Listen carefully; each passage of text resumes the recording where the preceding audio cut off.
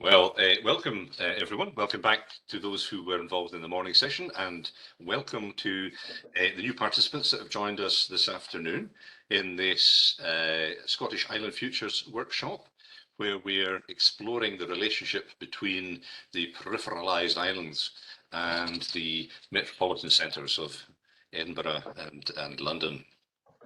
And we've had some enjoyable discussions this morning using this technology called Slido, which I'm sure you're all aware of, but it's sort of quite new to me.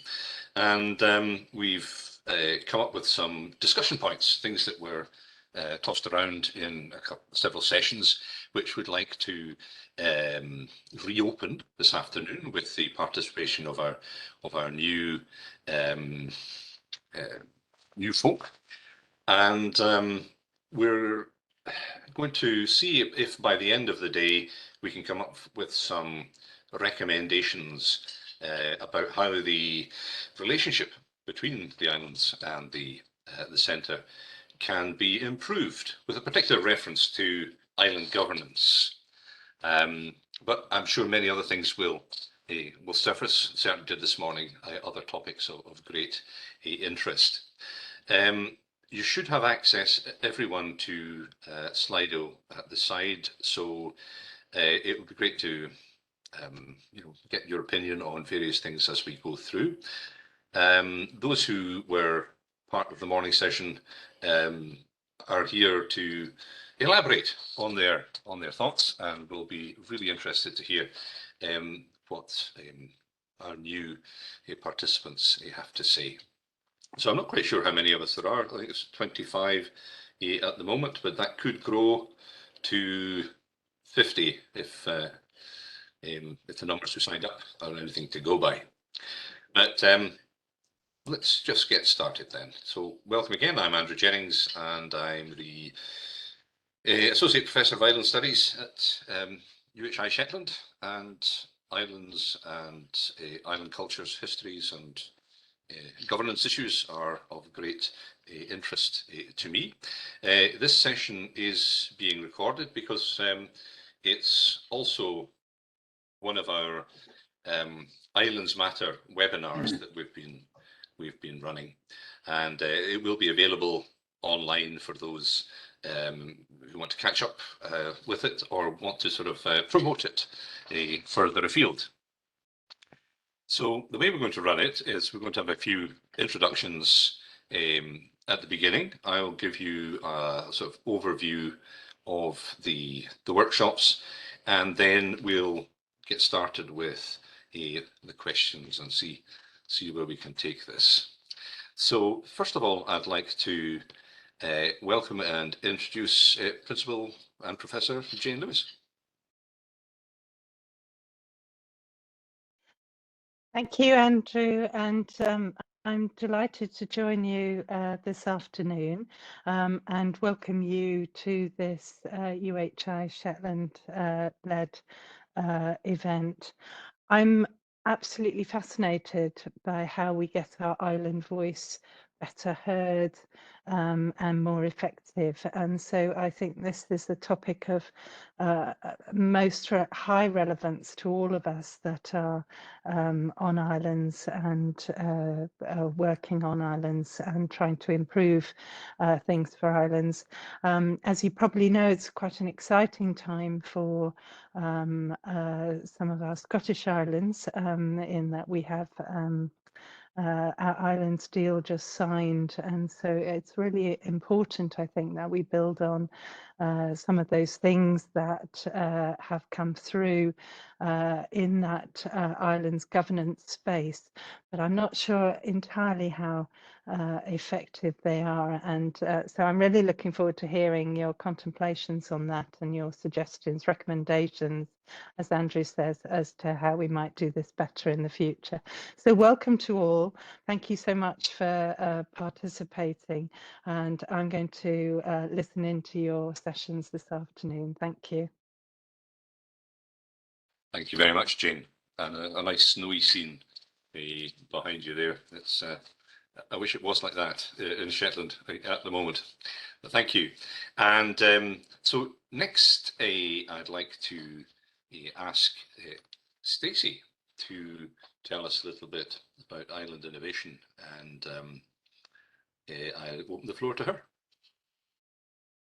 Hey, thanks so much. Thanks so much, Andrew. It's great to be here. Well, good morning. It's morning in Barbados still, where I'm based.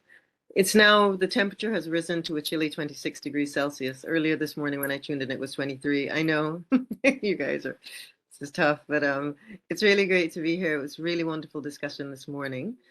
So I would like to just kind of carry on from, we ended on a positive note, talking about what are some of the recommendations we have to increase island resilience, that relationship between islands and the metropolis or the center. Now, coming from Barbados in the Caribbean, I mean, I don't have a mainland per se, but when I started to consider it from a socio-historical perspective of colonialism and post-colonialism, there is that idea that autonomy is the key to moving forward and kind of believing in the integrity of your cultural heritage and seeing the uniqueness in that heritage to help build resilience is kind of at the core of autonomy and how we can move forward.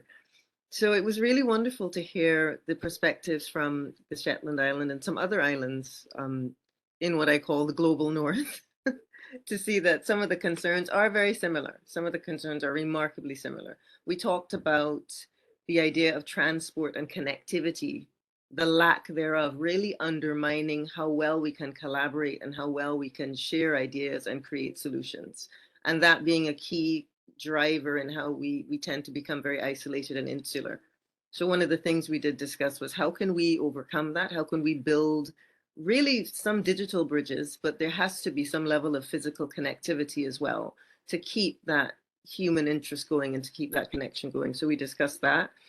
We also talked about, and from the point of view of island innovation, I'm thinking about how can we collaborate and get the voice of the youth more involved, and how do we use that dynamism to change what we can see as the depopulation trap.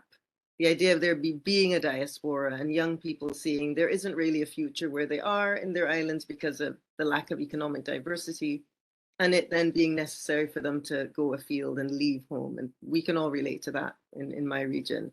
What we discussed and what I think is something to focus on is how can we bring these young people back while they're still young and while they can contribute to the economic diversity. What are ways that we can create, we can incentivize who you are as an islander? It shouldn't be that way that you have to incentivize it, but it is a reality right now in the current economic context. And that economic context we can't discuss without talking about COVID and what we saw as the vulnerabilities exposed in islands because of the COVID-19 pandemic. It's really crucial to build resilience, to focus on economic diversification, and also to focus on the traditional ways that we're seeking to, bring in income and boost our economies. Just flip the switch a little bit, tweak it a bit, and have our innovation and our ideas come from collaboration, and realize that collaboration is often, it's not always a linear process that goes smoothly. It's often very iterative and it's very circular. So if we can come together enough times, because that's something we talked about as well, it seems as if there hasn't been much progress, but the fact that there is, for me, that there is a conference or workshop like this, the fact that I am here shows that there is some progress in terms of how we are communicating and what we can do to change the future. So, we have to build that sense of collaboration and also build, how can we have curated collaboration? How can we sit down and collect the data that shows what's important to us in islands? We did discuss the idea of looking at issues in a way that's almost too overarching and not appreciating the nuances. The same things, for example, the Island Act that we were seeing, okay, there's some people in Scotland who think that can empower us, but at the same time, there are those in rural regions that wish that outreach was there for them. So there's still that alienation, and we still have to be aware of the nuances and the complexities behind everything else.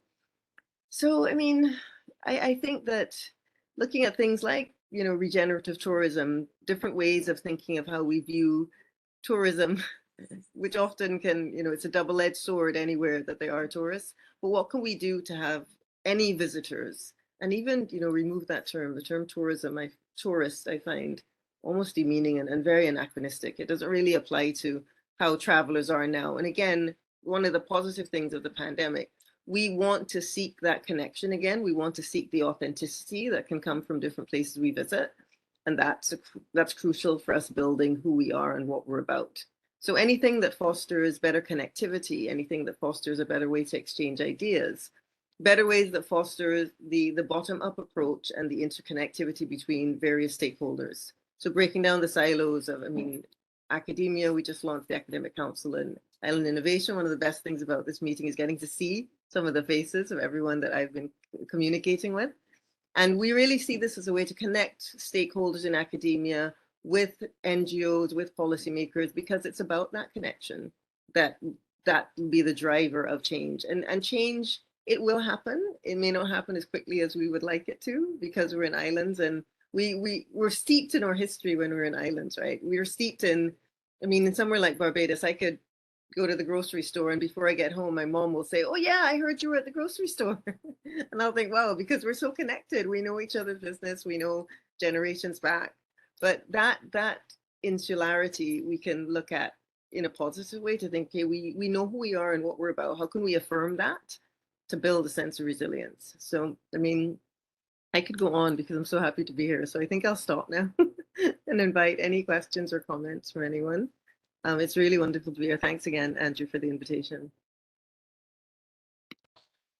Thank you very much indeed, Stacey. That was an excellent summation of some of the main features of our discussion this morning.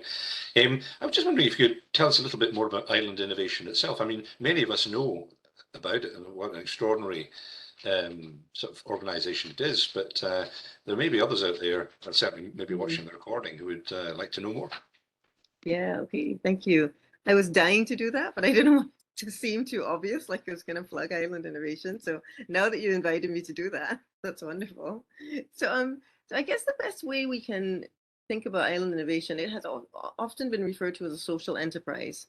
So we're a social enterprise. We also offer certain services like content creation and different things, but mainly it's a social enterprise to see how can we create that same elusive connectivity to boost island resilience. And this is islands all over the world. So that's one of the ways that we distinguish ourselves.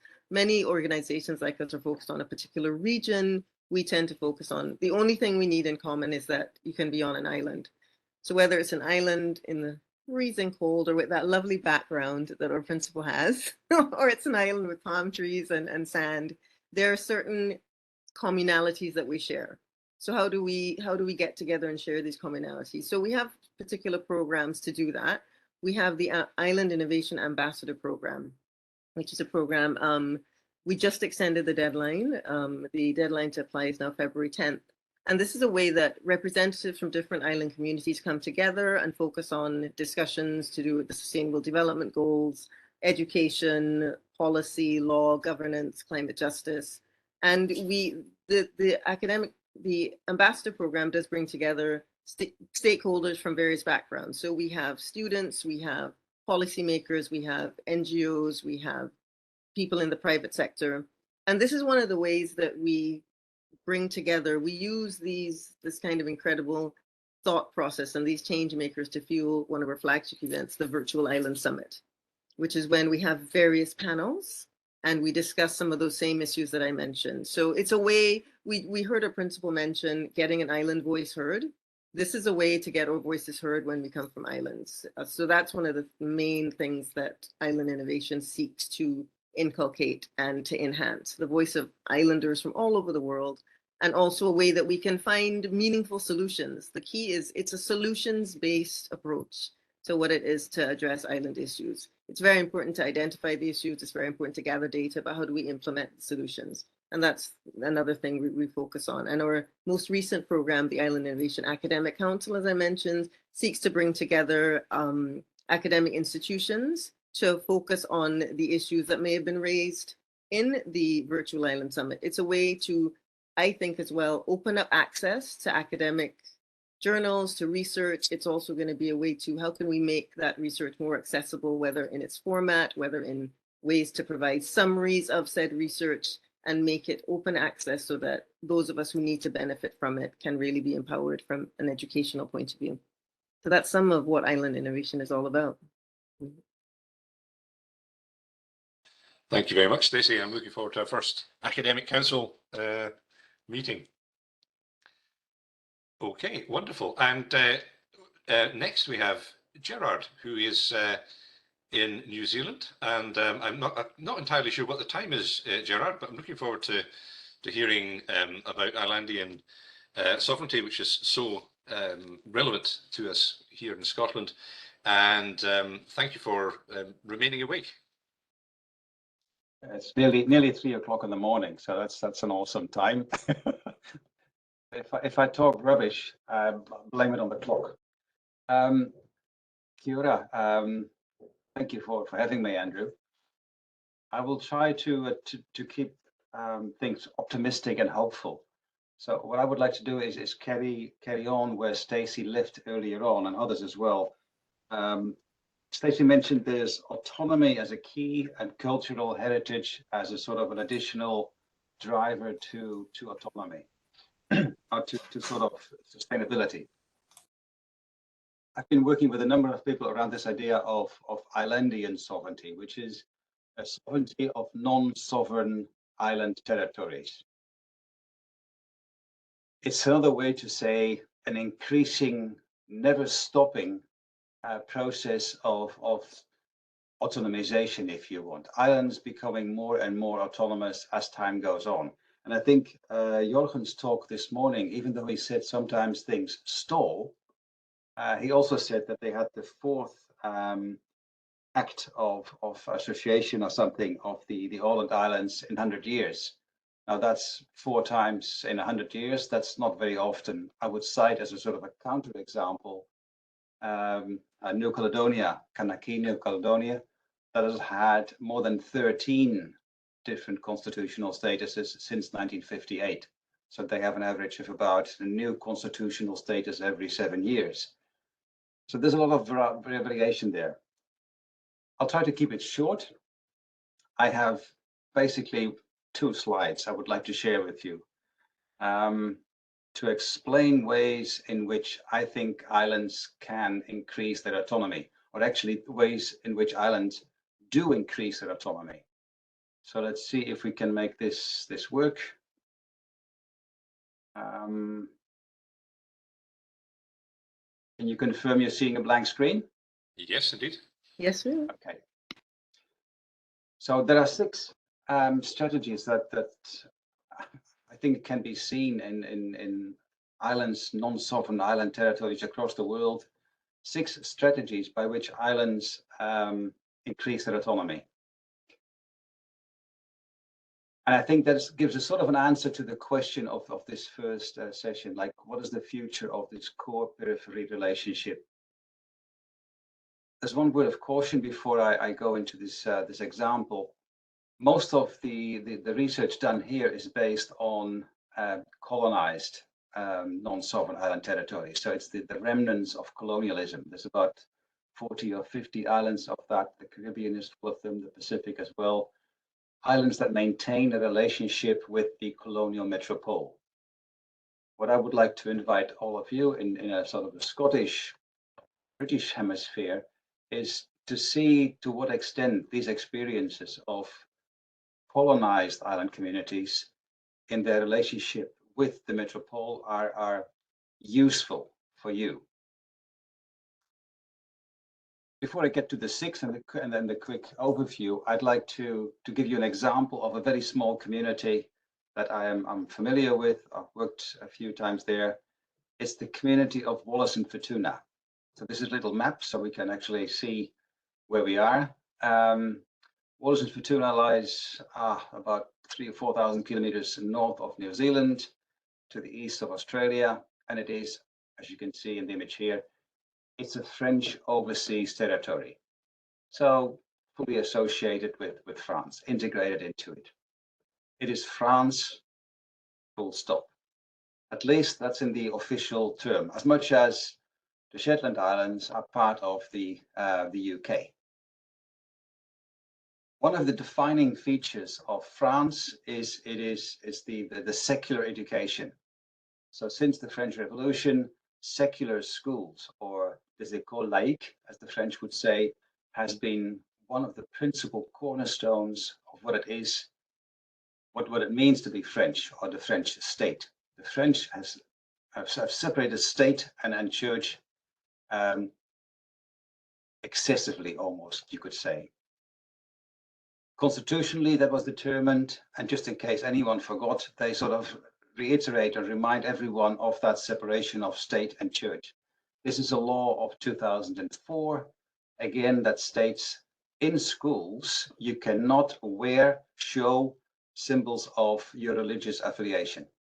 You're not even supposed to talk about religion in schools in France. You get fired as a teacher and you get sent to the headmaster if you're a pupil. If you wear a keppel, a crucifix, a headscarf, a hijab, it's a no-no. Now, the next slide I'm going to show you is I think, a beautiful piece of evidence of how islands resist that. Now, for those who are law-abiding islanders, I suggest that I give a content warning. What you're about to see is absolutely shocking in a French environment. So hold on to your seats. This is a picture of the classroom in Wallis. This should not be possible. This is a violation of the French Constitution. And yet every single classroom in Wallis and Futuna is adorned like this. And to me, that's a great example of what is the first strategy to increase your autonomy. Basically, islands start bending the rules of the metropole. And sometimes that has to be a bit sort of forceful. Sometimes it has to be a bit clever. We can talk about the details, but the essence is start bending the rules is one way through which islanders increase their autonomy. And there are very, very few examples of metropolitan authorities winding back the rule bending of islanders. A second, and this of course applies in particular to colonized island territories, just say no in referenda around independence.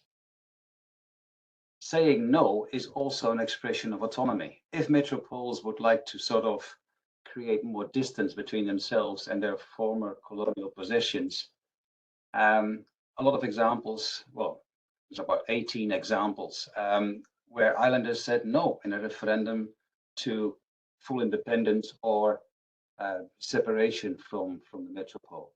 The connection with the metropole for many islands is sort of an arena within which negotiations takes place. And I think the Åland Islands show the same thing. You maintain a connection to Finland, even if it's not your favorite one. Maybe you would like to culturally connect better to Sweden. But once the deal is made, you negotiate with the metropole. And independence, to some extent, cuts the link. It reduces your ability to negotiate. Brings us to the third point, as I mentioned earlier. Islands, non-sovereign islands, tend to negotiate continuously about their relationship, their constitutional status. I mentioned New Caledonia as a typical example. There's plenty of others.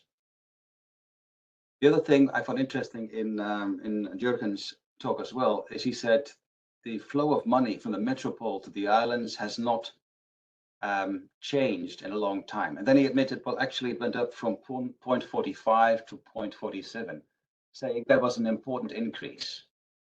I think that sort of underscores my point. If you look at the economics of the relationship between islands and the metropole, you see a continuous increase in the flow of money, and particularly in case of climate change, when there's a disaster, or in the case of the need to invest in infrastructure, the metropole will pay. It's hard negotiating, it's a battle, but there's plenty of examples of money coming from the metropole being invested in the islands that islanders themselves could never raise.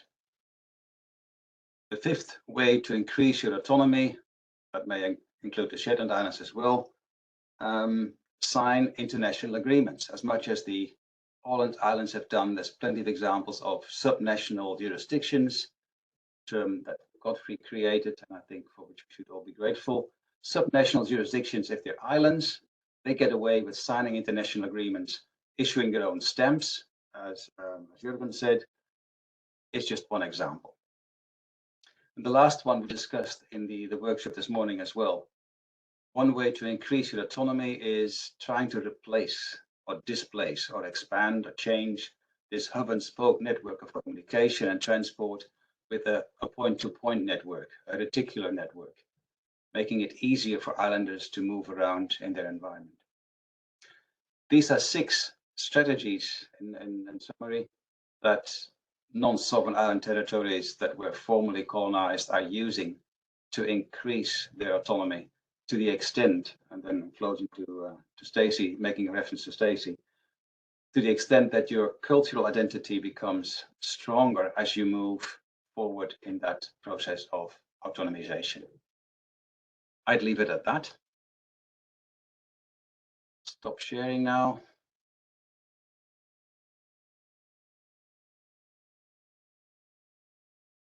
Here we go. Over to you, Thank you Andrew. very much. Thank you very much, Gerard. It's also really interesting to see what's happening in other parts of the world when it comes to island matters and island jurisdictions. What's your feeling? You're seeing from the outside, and I know you've sort of kept a weather eye on what's happening in Scotland and other places. What do you think some of the Scottish islands should do next to push Islandian sovereignty here? I think some people already mentioned that. I think you're doing it. Perhaps it's almost inevitable in the time where we are. The Scottish Islands will also, the Shetlands they will almost inevitably move to becoming an international actor. Having your own stamps may sound like a silly idea in this time, but signing up to international games, becoming, as for example, the Shetland Island Football Federation, just to stick with Jørgen's example, have a football competition as the Shetland Islands with Norway and Iceland. It's a subtle way to show that you are an international player, you are an autonomous player. There's all sorts of, so it's not like this is what you should do. I think it's looking around and seeing what others are doing and almost find that it's in yourself as an island community to follow this sort of direction. There's very few exceptions to this sort of global pattern, I would say. So practice paradiplomacy. Yes, absolutely. It's a good example. And it starts with one, and you gradually expand. Have a Shetland Island representation, perhaps in the Faroe Islands. It's kind of this gray areas. Gradually, you begin coloring in the gray areas. Just as an example, New Caledonia, for example, is struggling its relationship with France. It opened a one-person diplomatic office in New Zealand about 8 or 9 years ago, and that was embedded in the French embassy. So it wasn't really a diplomatic representation of New Caledonia. 4 or 5 years later, it was more convenient to have your own office. And in the last couple of years, they have opened 5 of these offices of New Caledonia, diplomatic offices in PNG, Hawaii, in the States, it's interesting, Australia, Samoa, and Tonga. So it's a step-by-step process. You begin with opening one office within the French embassy. You could have a Shetland Island office in the British embassy in Norway. And then it becomes inconvenient, and you say we need our own space, right? And then you forget to hang up the UK flag, and you put up the Shetland flag. It's a subtle game, and you get corrected, you get slapped over the fingers. You must put up the UK flag, otherwise, what? So, and then the flag gets lost, misplaced. Gradually, that sort of subtle game of annoying metropolitan authorities is one way to sort of expand your pride. Here we go, an advice to lose the British flag. Well, Gerard, it's interesting what you're saying. Of course, for those of us in Scotland, this is precisely the process that's been going on with the Scottish Parliament. It's becoming more and more. It changed from an assembly to a parliament, and then they officially showing just Scottish flags everywhere. And yeah, so exactly, we understand that process very well. So thank you very much indeed. Right, so we now have some material to think with, and it's great that people are starting to. It says vote. This is a silly thing that Slido add information, add to Slido. So what I'm going to do is I'm going to give a little introduction myself to the workshop and the project, and then we will look at three basic things, and I'll make that clear shortly. Keep an eye on the chat, so when there are the comments coming in, we'll try and address those. And there was a very interesting comment there from Camille, who's saying, let's see, part of the Greening the Islands Observatory, and she's in an event at Gran Canaria at the moment. Yes, and exactly that Camille's second comment. Indeed, that is being involved internationally, representing a Scottish island. So that is very important. Yeah.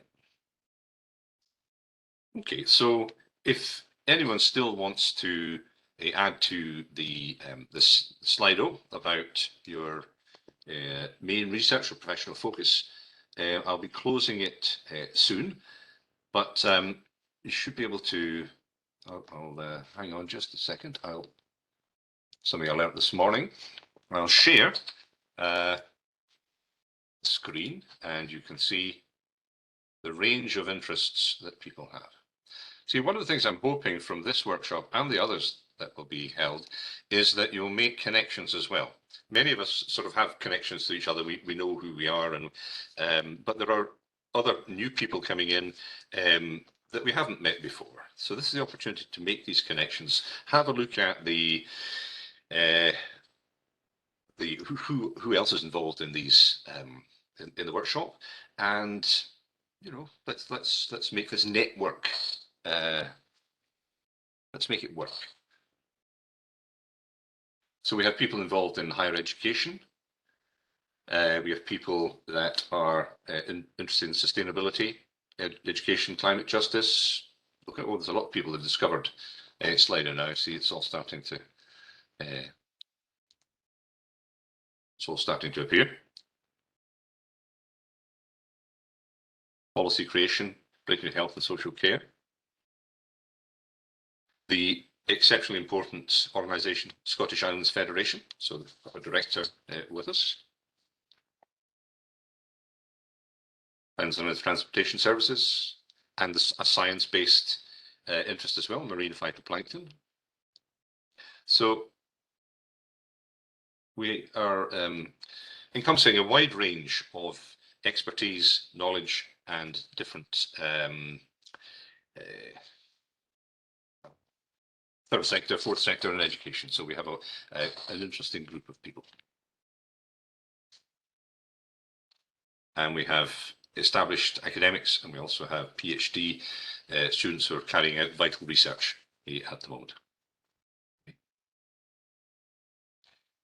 So once the three participants have finished typing, I'll open the next one, and I'll tell you a little bit more about the workshop. Those who were here this morning already know this, so I apologise for reiterating what I said this morning, but I promise I did change the PowerPoint a little bit, so see if you can notice the differences.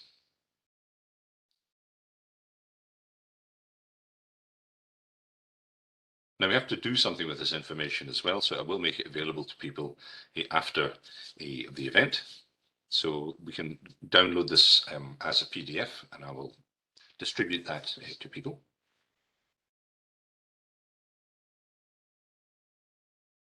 And we have the European Small Islands Federation represented as well. Okay.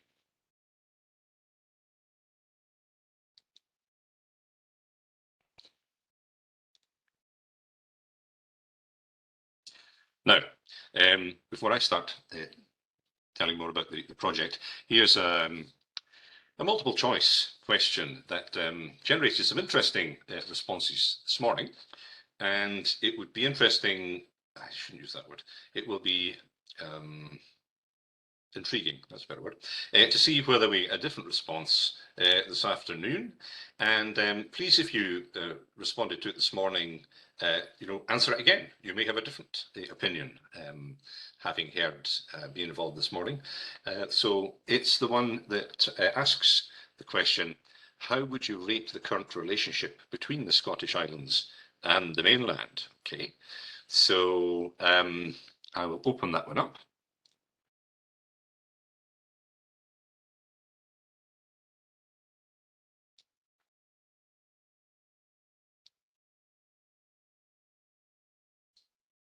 And I will just share it as well so you can see.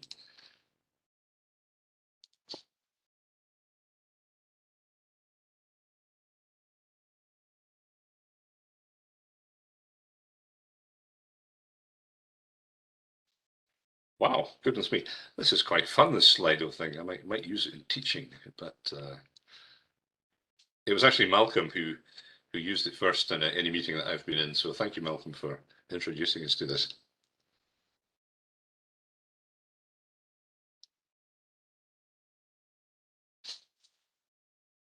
Now, I'm not sure how how we could use this information, but it's certainly indicative of island feeling.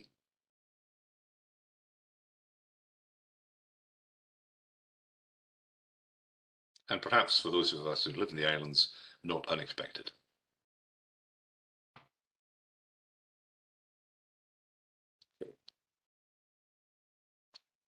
So I'll leave that active just at the moment. And for those who want to add their opinion, please do. And I'll just run through again what this is about. And myself, you'd be glad those who were here this morning that I've actually cut out some of the slides as well, so it's a bit shorter because we want to get on with our discussion, because that was one of the comments this morning that once people started discussing, they wanted more time. Okay, so.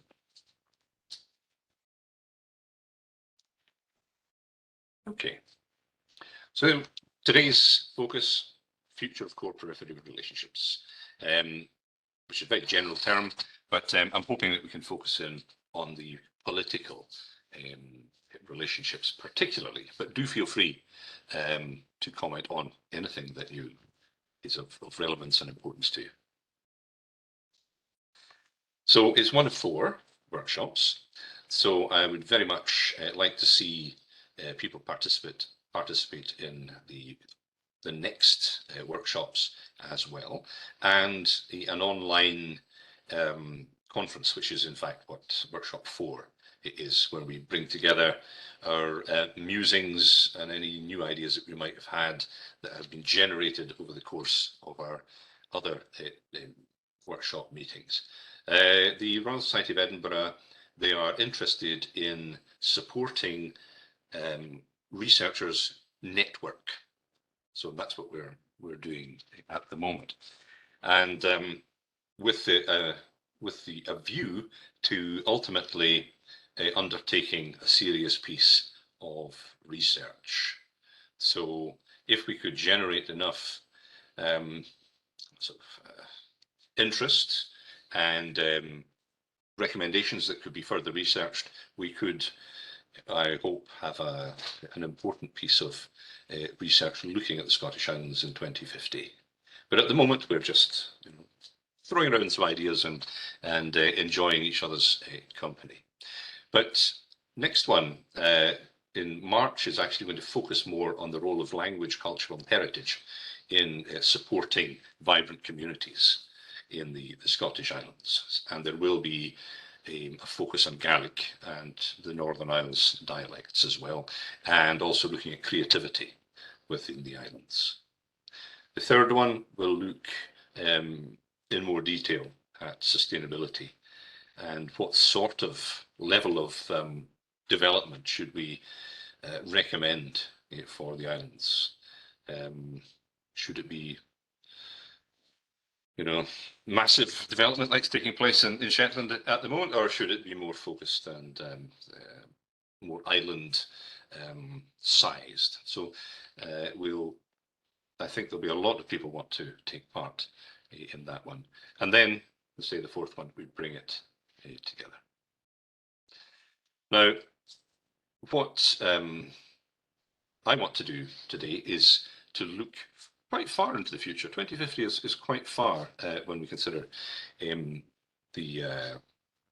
sort of the horizon of normal plans, and you know, be as innovative and iconoclastic as you wish. Now, sometimes views of the future never come to fruition, such as this one, but it's surprising what can be envisaged, and you know, it does actually come to pass. So this is a 1930s view of mobile phones, iPhones, and it presumably felt totally unlikely at the time.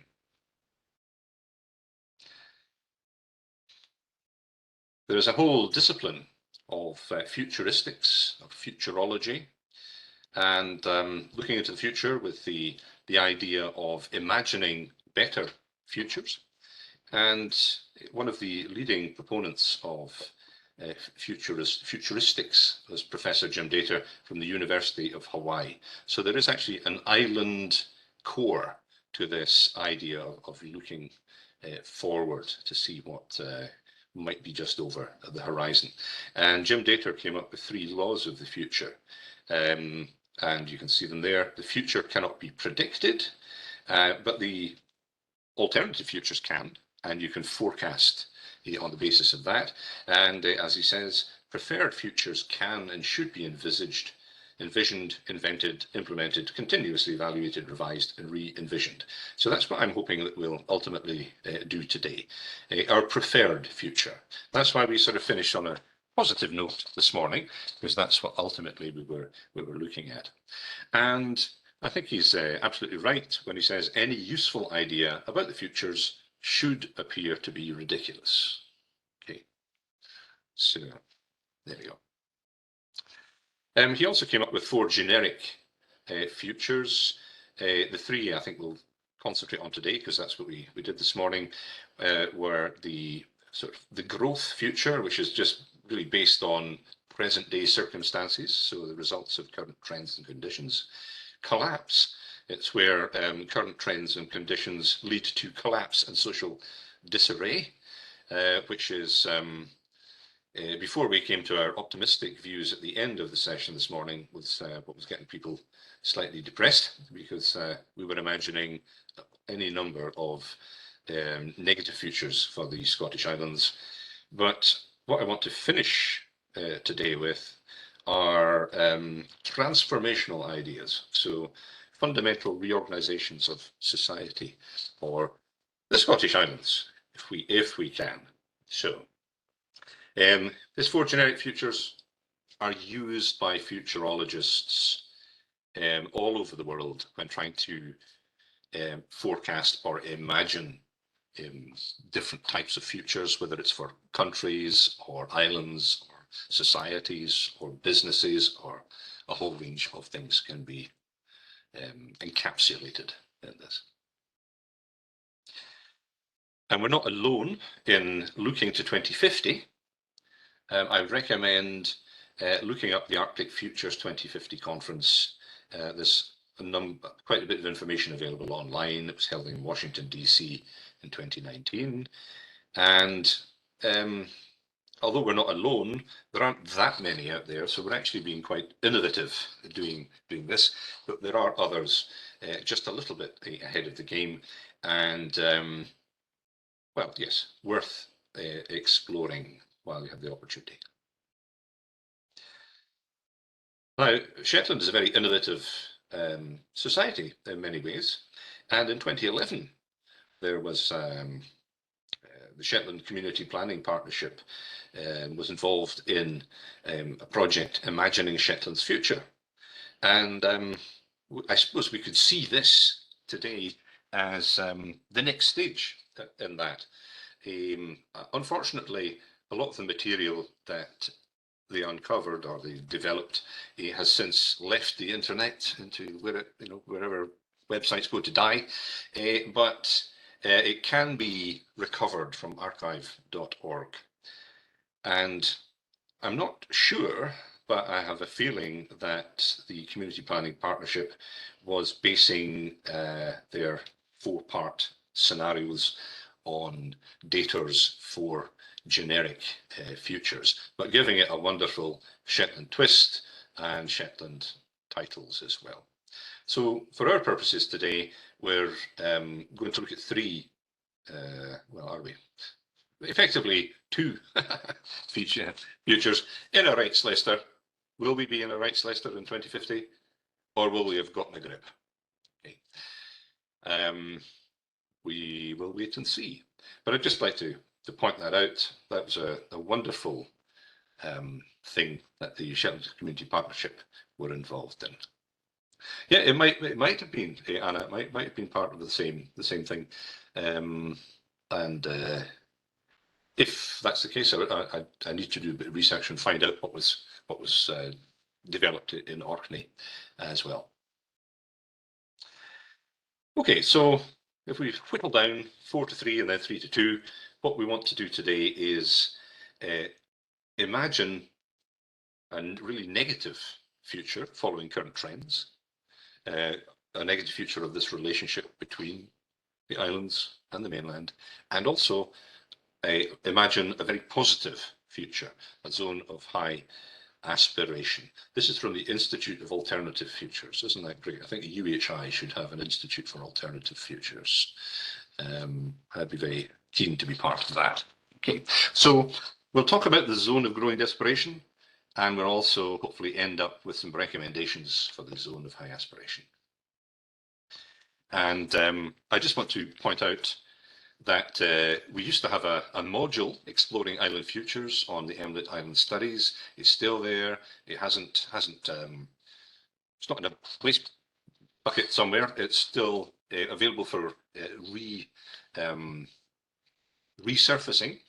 And this looked at the present and future political, economic, cultural, environmental and technological developments facing islands. So it was a rather ambitious module, but I would like to resurrect it very soon and use some of the findings and recommendations of this network in rejigging it, reviving it, making it more relevant. And I would also very much like it to be used as CPD by islands, both in Scotland and outside as well. So if anyone is interested in helping me to revive this and develop it in a certain way, please let me know. Okay, so we're actually engaging today in futuristics. So we're looking beyond the horizon to this sunlit future.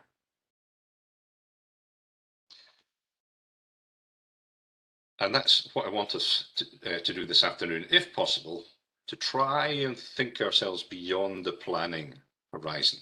There's a lot of wonderful planning going on, but it tends to have a cut-off date, you know, within about 10 years, which is understandable because how can you develop a coherent plan beyond 10 years? But that's not what we're doing today. We're imagining potential futures beyond that. So we're over the horizon. And we're following the thinking of Wendy Schultz, who came up with this nice little image. As time goes on, administration only has a sort of chronological border of, say, 2 or 3 or 5 years or whatever. And then planning can be 10, maybe 15 years ahead. But beyond that is futures research or workshops like this, where we can imagine the other things. And I saw that was a very interesting comment again from Anna. Hang on a sec, I'm trying to get all these things open on the screen at the same time. So yes, that's really interesting, Anna. Yeah, the first community plan, 2003, Orkney 2020. It'd be really interesting to revisit that, I think, how accurate is not the right word, but was Orkney as envisaged in 2003, how similar is it to Orkney of 2 years or 3 years ago? So that I'd be interested to pick that up with you. Okay, so we're in this zone here. Okay, we're thinking ahead if possible. It's quite difficult to think ahead, but we'll see what we can do. And we also want to have some cognizance of the what's happening in the world or by 2050. And there are all sorts of interesting writers, institutes, imagining 2050.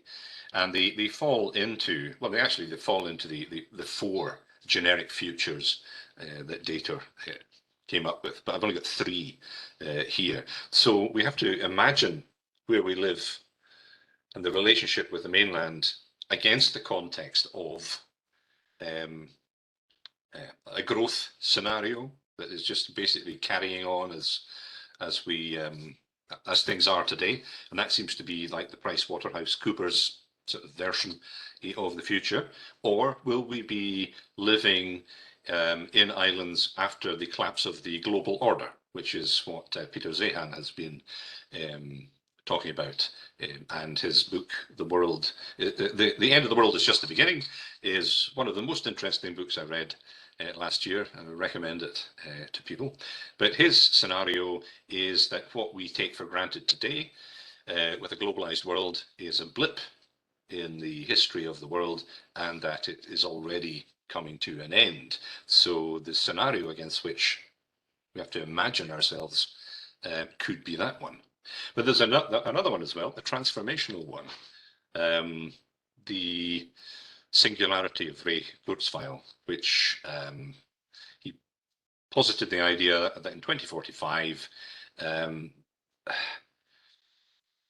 we would have effectively, artificial intelligence would surpass human intelligence, and that would be a game changer for the world as we know it. And we know that new technologies coming in have changed the situation in the Scottish Islands.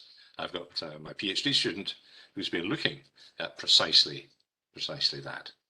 So we have to be aware that we're not in a bubble.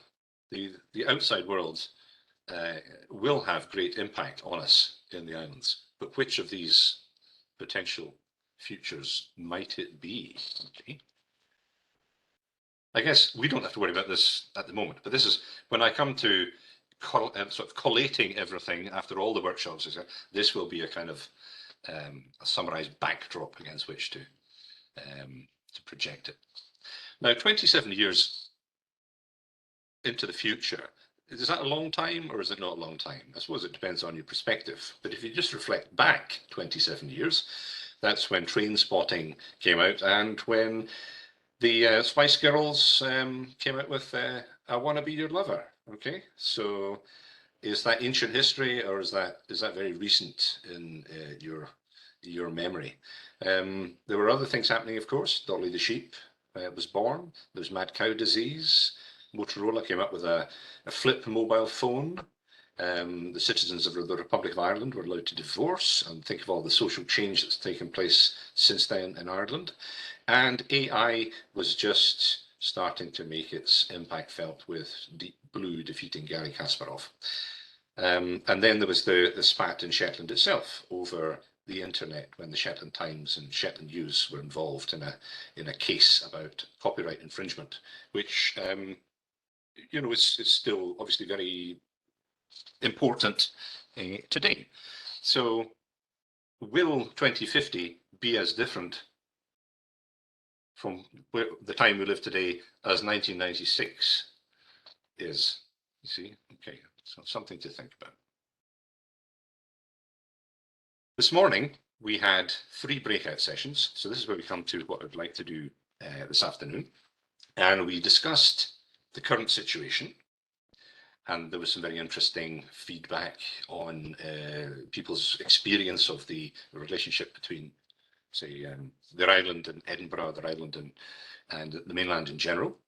Then we had a session where we looked at the sort of thumbs down future, and that was quite a depressing experience, but very interesting. So, and then the final one was looking at this high aspiration future.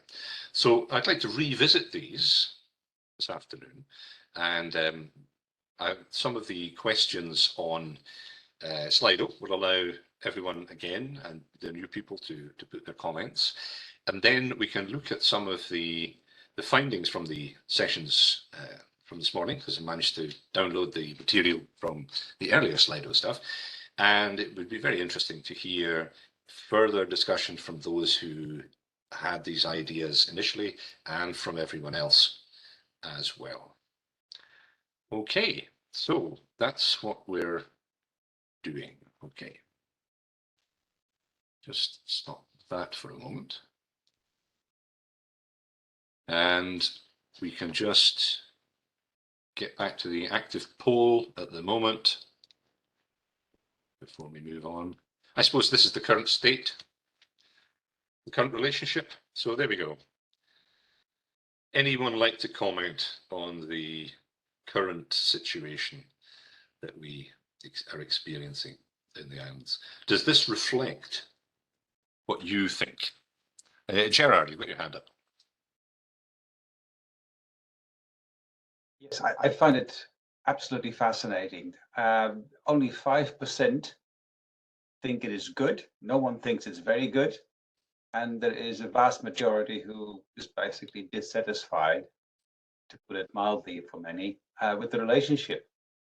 Now, if you want to have a drive as the Scottish Isles for autonomy, this is your motivation. This is what feeds that, and very, very strongly so. So, if an increasing autonomy is what you would want, the nutrients are here, I would say. Very good point. Yes, indeed. There's a middling, yeah, sort of. It's okay, but could be better. But as you say, that is a large percentage for poor, despite what the Scottish Government has been doing recently. So, and I think, Kirsten, you've got your hand up next.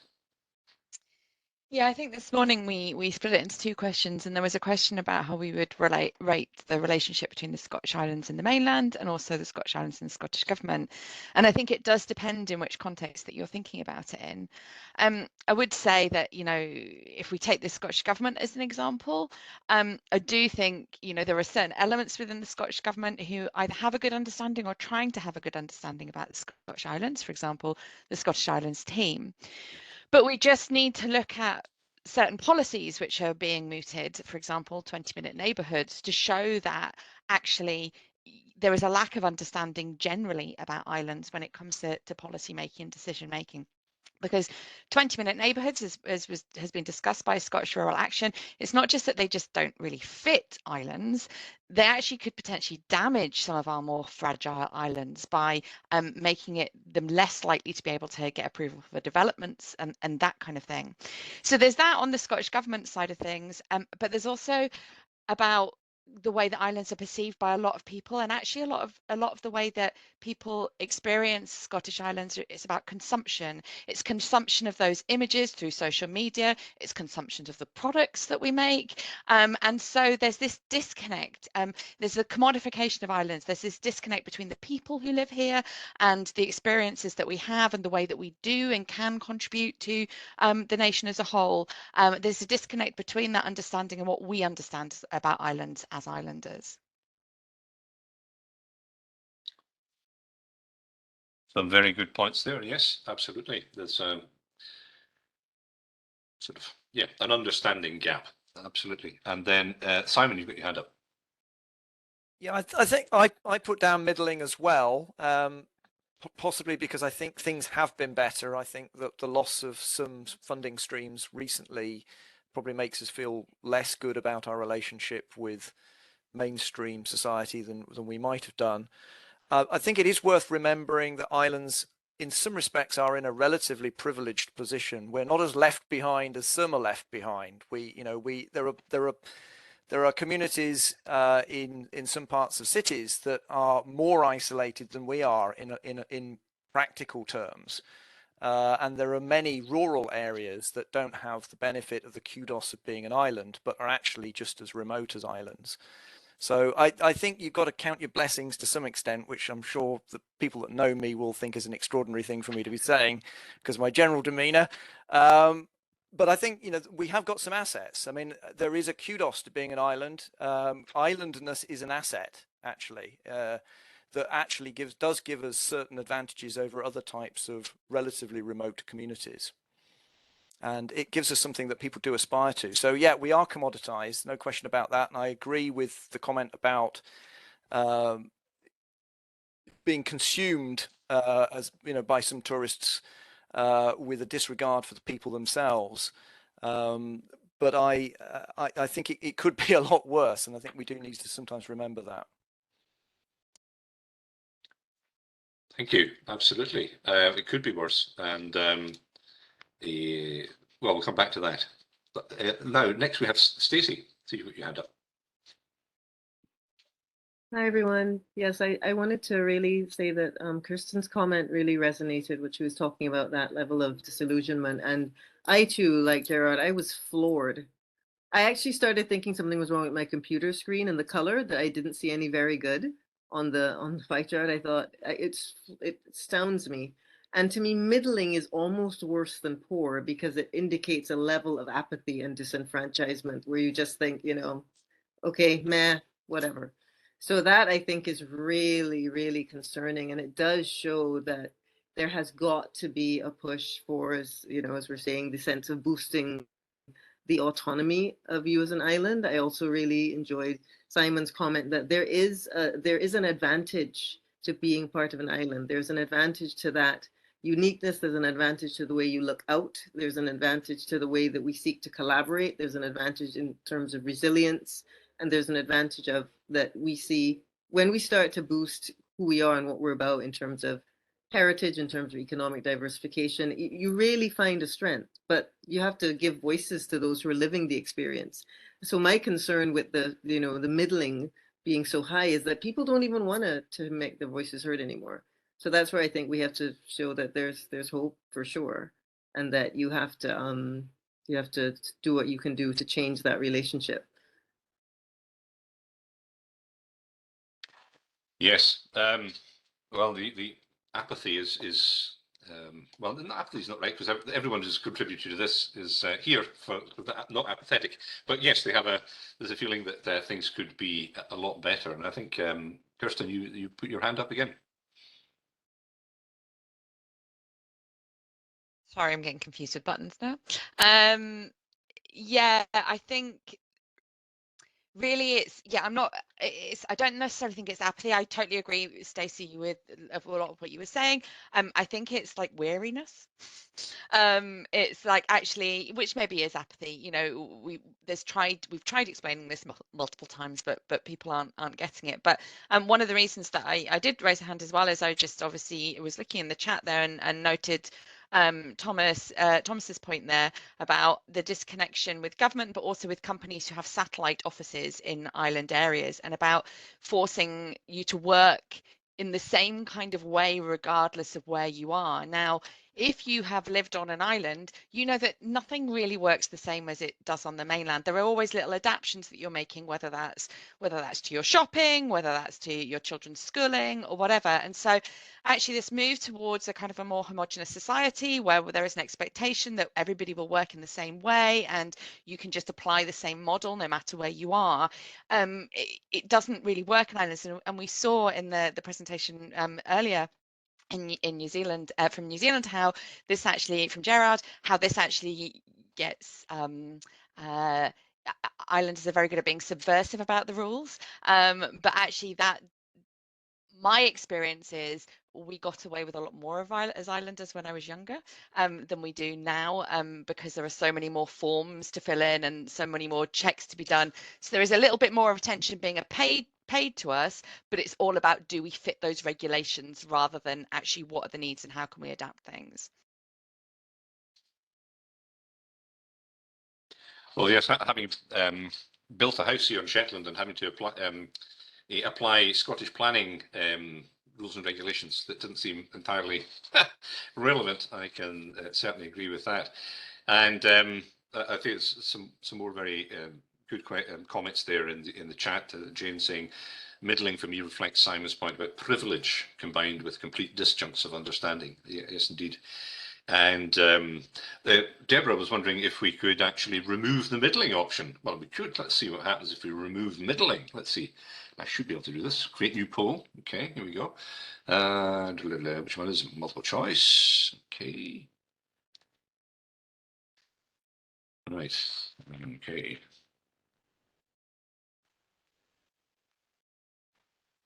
Oops, that's spelled relationship. Right.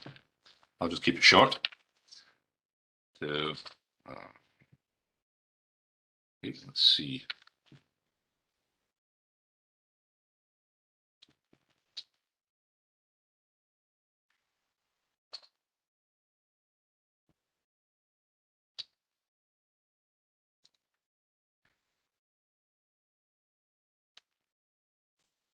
Okay.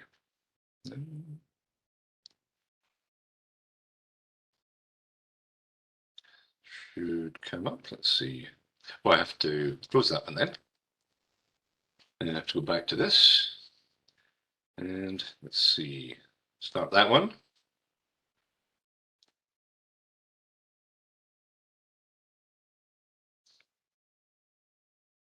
Where's it gone?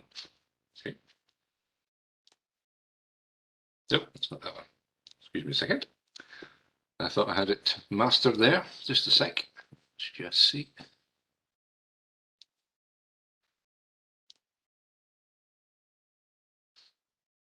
There we are. Okay.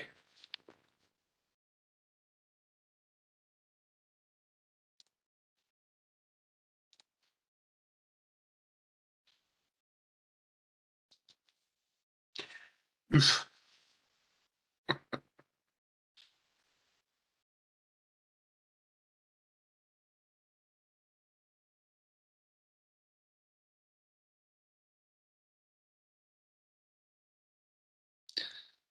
Now then, okay, there's 22, I think, did the last one. It's climbing.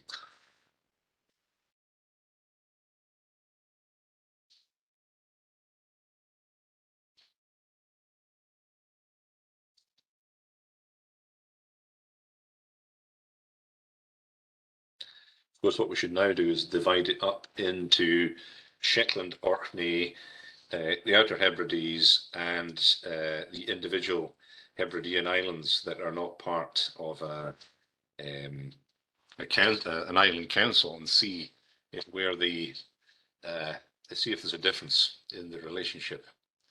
But that's too much for my Slido skills at the moment. But there we go. Anyone like to comment on that? Goodness me, I put middling in because I thought, but that seems to be a great disjuncture between the relationship as it should be and what people are actually experiencing. And there's Adele. Adele's put her hand up. Yeah, it's definitely reaffirmed my understanding of middling as an Arcadian. You wouldn't really use that necessarily in a positive way. It's just when you're too shy to say that it's not good, the way we describe things around here. But I think it was interesting for me that nobody had no experience.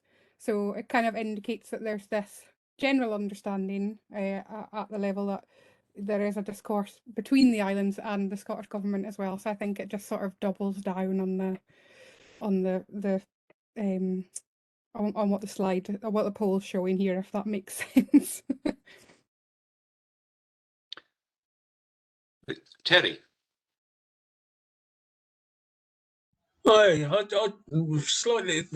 just wasn't quite comfy with the question. I said in the chat that I think the relationship is good in some respects. I feel like I can get a message to the Scottish government because they've got an islands team that is very receptive. but I feel like it's not quite so easy to get a message to Loch Gilphead, where our local government is seated. So I think you'd need to refine the question Yeah, to definitely. be able to get my wholehearted vote in this one. I've abstained in this one because it's poor in some respects, it's good in others. Excellent point. Absolutely. I couldn't agree more. I mean, I have a good relationship with the Scottish Islands team, and one of the members of the Scottish Islands team is actually doing a PhD with us in exploring island happiness. So, yes, indeed, this is just really getting a flavour, I suppose, for a sort of general feeling. But you're absolutely right to. We should actually go deeper into the question and refine it. And Simon. Yeah, again, I think, I mean, this needs to be seen in context, certainly in Britain. I don't think any part of the British electorate thinks that government is really working particularly well. Local government at all levels has been starved of funds for, well, decades now, actually, under administrations of different colours. And we've, you know, we have got a fairly distant relationship with central government more generally, whether it's in Edinburgh or whether it's in London. Actually, we're particularly unhappy with London, obviously, generally speaking, in Britain at the moment. But there is also something of a disjunct with local politics as well. I think it's significant that we don't have proper parties in most of the Highlands and Islands. We have, you know, you're more likely to find out what people's grandchildren are doing than find out what their attitude is to the Viking wind farm or any substantive matter, in actual fact, in their election literature when they're standing as councillors. And I do think that's quite unhealthy. So I think there are definitely problems with the way government is working, but more generally, I think there are things to be optimistic about. We live in a functioning democracy. Nobody's putting the pressure on us to vote in a particular way. We have access to a functioning free press and to functioning law courts, however bureaucratic. There's lots of things that aren't right, but I think, you know, by most colonial standards, things are actually pretty good. We do need to maybe see it in the longer context. And yeah, I think you're absolutely right there as well about the overall Scottish and British political context. We do like to complain about things, you know. So, but nonetheless, there are real issues. And Kirsten, you've got your hand up. Yeah, so I think it's really important to remember that actually the original question wasn't about the relationship with the government, and although the government is like part of that, I think it is really important to think about the relationship more widely. So in terms of our relationship with business and in terms of our relationship with society, because actually those relationships can actually help influence politics. And one of the ways to think about it is I personally, in my personal life as an islander, have not come across a narrative where people are saying, well, you depend on us, you know, you're a bit of a hanger-on, basically we subsidize you. But actually, what I also haven't heard is anyone saying, oh wow, the money that comes from your whiskey production on your island of 250 people far outstrips the money that you provide back. So that in terms of the relationship with the mainland, I think it's really important to think about it in that context too. Do other people understand what islands can and do contribute to the wider nation? Because that can allow us to appreciate them more. And you're right, Simon, you know, in some ways we are pretty good, but it's no different. For example, if we switch it around to something else and we talk about women's rights, I'm still going to campaign for women's rights in this country, even though we've got it better than several other countries. Just because things are pretty good at the moment doesn't mean that they couldn't be better. And actually, I think that's what we certainly were trying to do in this morning session is not just say, okay, well, in the context of life at the moment is pretty bloody tough on so many levels, but in the not just in the context of life at the moment can we put up with this, but actually what can we do to really give our islands a chance at showing their potential and continuing and growing their contribution at a national level.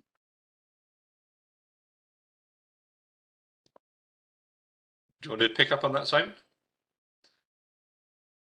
No, I think it's all fair comment. I think that the analogy with the women's rights, whatever, in many respects, women have never had it so good. But there's also a lot of things which aren't right about society at the moment, and that's perfectly reasonable to point out. Yeah, and it's true that women have never had it so good, but I would like to reiterate that we're not equal. Could be a good metaphor for the islands. Right enough, Kirsten. Okay, well, there we go. That was eye-opening, and I see Stacey was astonished at that particular finding.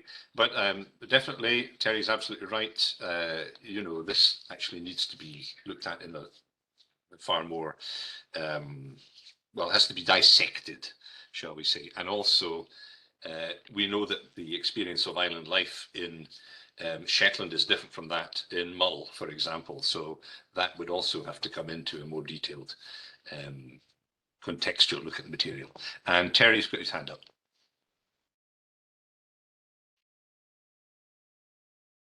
I just wanted to say that you could, in terms of health, is one thing. Of course, we need a relationship. We're not going to have an operating theatre on every island. So we've got a good relationship with the mainland in that respect. But in terms of getting somebody to repair an EV charge point, we've not got such a good relationship with the mainland people. So I think refine your question, but you could make a good question that's just about governance. Because my experience always was forget the local authority, Scottish government good, forget Westminster, Brussels good, was my experience of people understanding island needs. Well, that's given me an idea. I think I'm going to do that. Let's have a look. Let's just create a poll of that sort. Now then, multiple. It was better with the pie chart. So how do I get the pie chart back? Hang on a sec. Close that. Pie chart.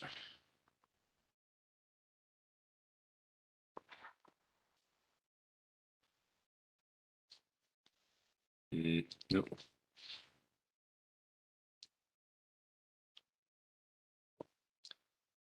Might need Leanne's Andrew, advice. share your screen for me. Right. Share your Slido page for a minute. It'll be Sure. it's where all your polls are created. There we go. Right. So create a new poll. Hang on. You would think once I've done it once, I'd be able to remember how to do it again, but there we go. Right. Create a new poll. Create a new poll. Okay. Okay. What was it? Did you do? It was a multiple choice, wasn't it? So select choice. Okay. And then see. Oh, there's show results as a pie chart. Do you see that? Show results. Then that's right. Yep. There it is. To the right. Up, up, up. Up. There you go. Oh yes, there we go. That's okay. There we are. Put the slider on, and there you go. Okay, right. Now then, how would we frame this question, Terry? Because I think that was a very good one. So it's to find out people's relationship. Is it which is best? Do you have a good relationship with the local government, with national government, or as I call it, international government from Westminster? So let's see. Okay. Again, doesn't give us the total answer we might want, because we're having to do it in one against the other.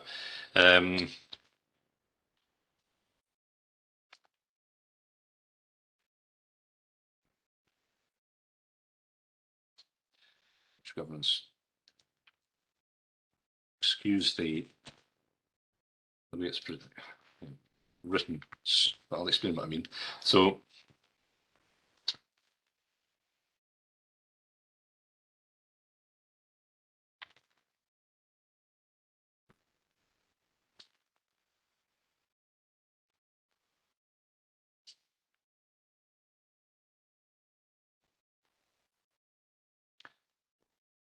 Okay, I'll just try that. If it doesn't provide us We'll with... hum the theme to Born Free, your local hero, while we wait. Feel free, please do. Right, here we go. Now then, let's see. That should appear. I'll just stop sharing that just for a second, and I can open this. Oh no, that's it. Hang on. Start that one. Okay.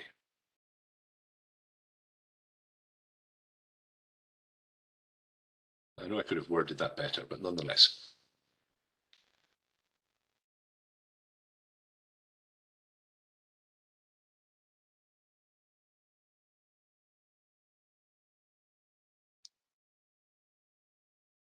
We haven't got a none of the above, have we really?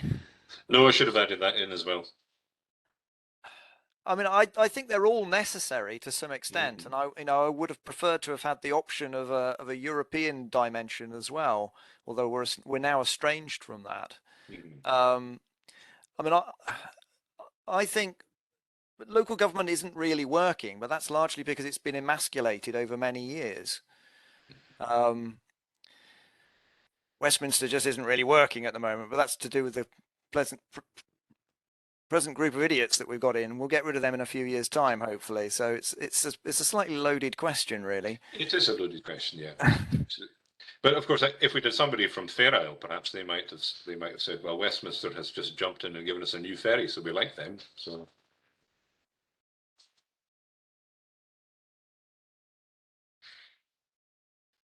So the question becomes, who's bribed us with our own money most recently, then, is it? Well, we could have worded it that way, I suppose, yeah. Who is the relationship with, though? I mean, between the various governments and whom? Now it would be interesting to break up and see who were the Argyll Islanders voting for and who were the Western Isles and the Northern Islanders voting for. I think that's a really interesting point, Terry, and we talked about that this morning in our session about the difference between island-only local authorities and hybrid local authorities, and I think that's definitely a consideration. And I think it was Anna, actually, absolutely right. If you'd like to just ask, make your point again, Anna.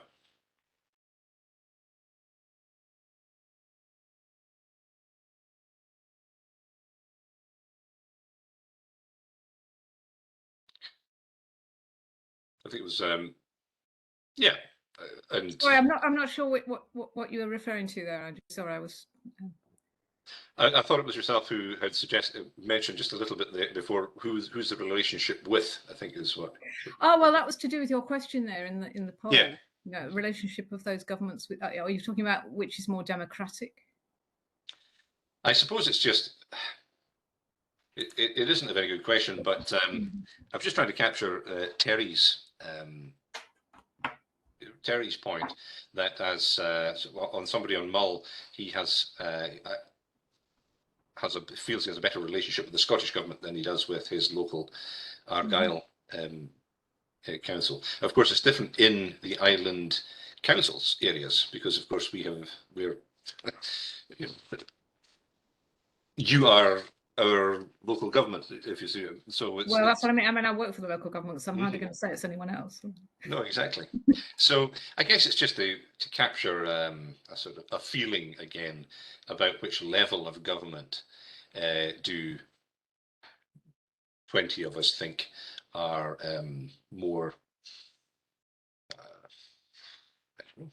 open to our needs, shall we say? But of course, the island-based governments, local councils themselves are 100% open to our needs. So it doesn't really work so much for Orkney and Shetland or the Western Isles, but it's perhaps more relevant for Jura and Mull and the Inner Hebridean Islands. Matthew. Yeah, just to add a couple more data points to this. I just dug out an undergraduate dissertation that was completed about 2 years ago that surveyed about 200 people in Shetland asking sort of essentially this exact question about I think the question was how well Shetland's governing institutions understood the key issues affecting Shetlanders. And what that one found was 47% said the SIC, which was in first place, 35% the Scottish government, and 7% the UK government. So it seems like that's sort of broadly similar to what we're finding here today as well. Yes. Yeah. Also asked a couple of other interesting questions about sort of further powers, which was looking at sort of, I think it was 77% dissatisfied with the status quo, which I guess would align with that poorly answer that we found in the other survey as well. Yeah, that is very interesting. Do you have a link there, perhaps you could stick in the chat? I've only seen it reported in the Shetland Times about 2 years ago, so Okay, that'd be a bit probably difficult need to dig that up in the archive at this point. But yeah, okay. Well, thank you very much. That was very useful, and I think, yeah, the way that was put would have been better than which governance relationship was best. So thank you for that. And Kirsten.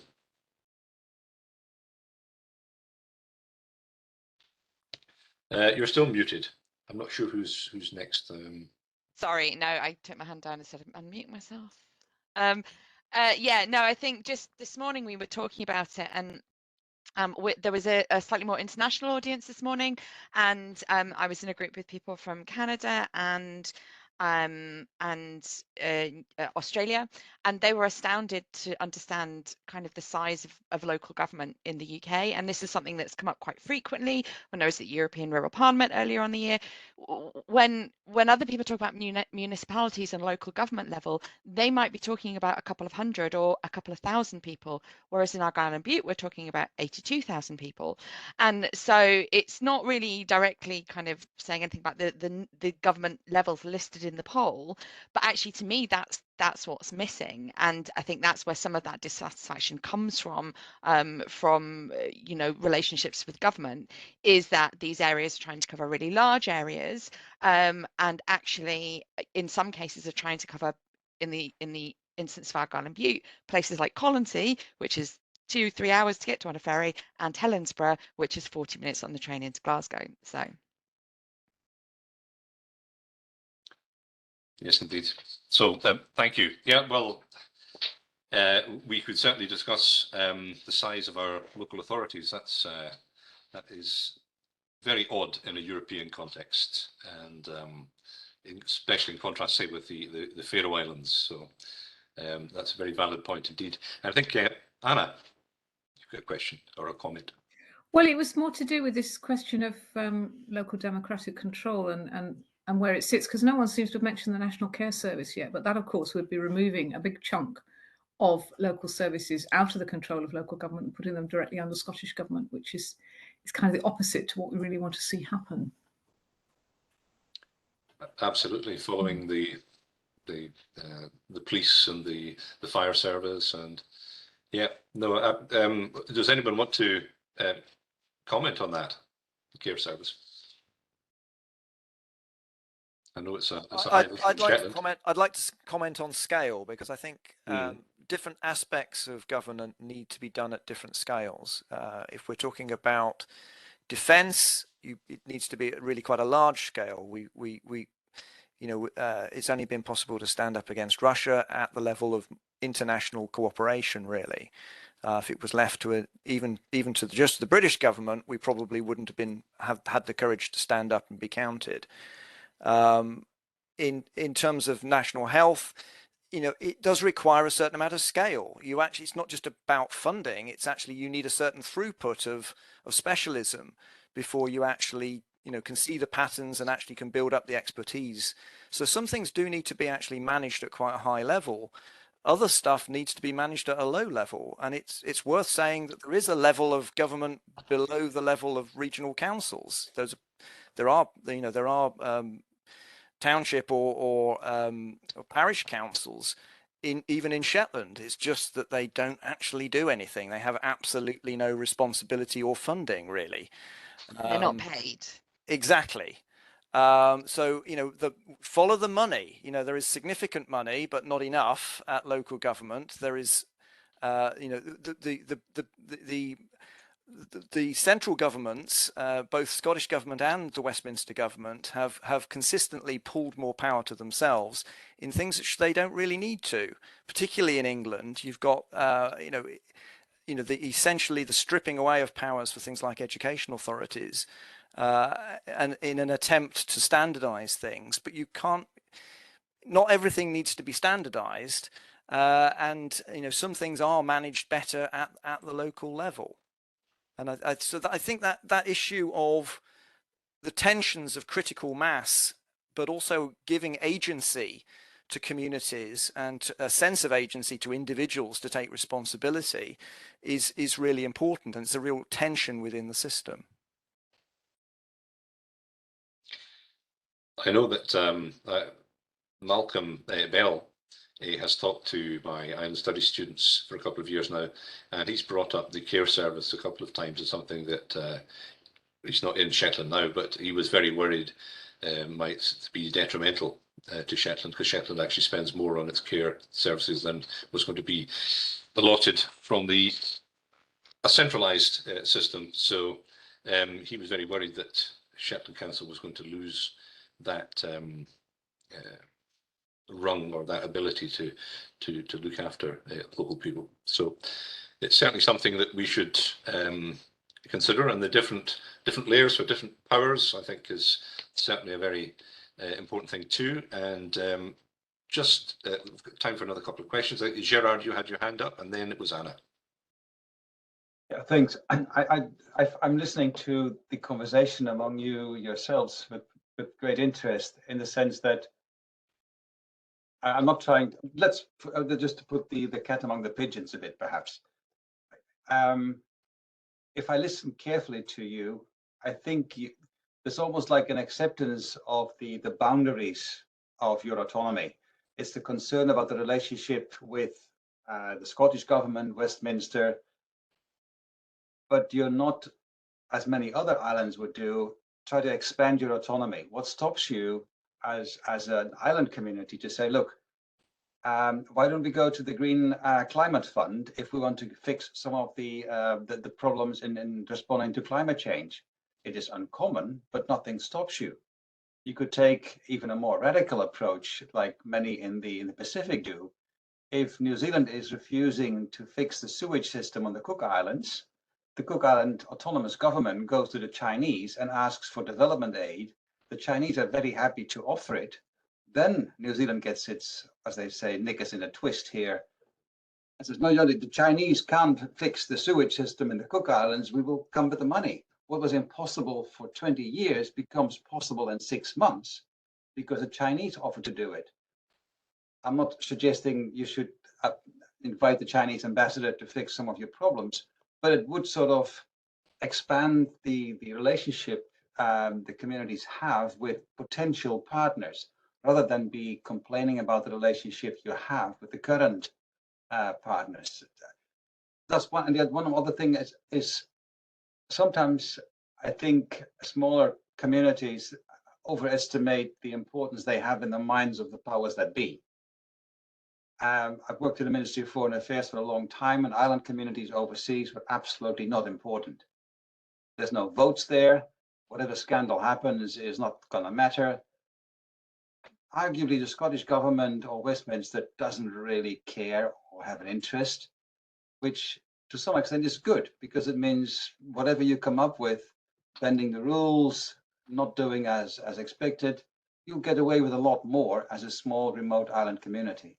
So this whole relationship with the powers that be could be sort of expanded or incentivized a bit more pepper in it, perhaps. There we go. I've said it. Yeah, well said as well. Be more ambitious, and yeah, don't necessarily work within the existing frameworks, but actually think outside of them. That's very important, absolutely. And apologies to Fiona. No, I didn't see your hand. I don't know what's happened, but please do ask your question. Or if you can't actually, I'll bring her in, Andrew. Thank you.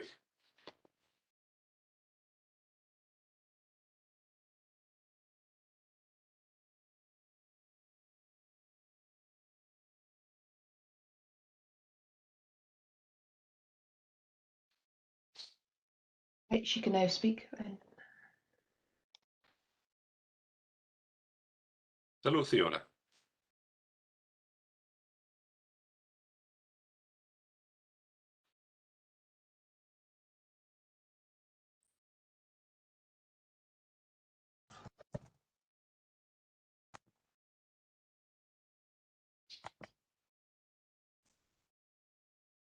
How are you, Fiona?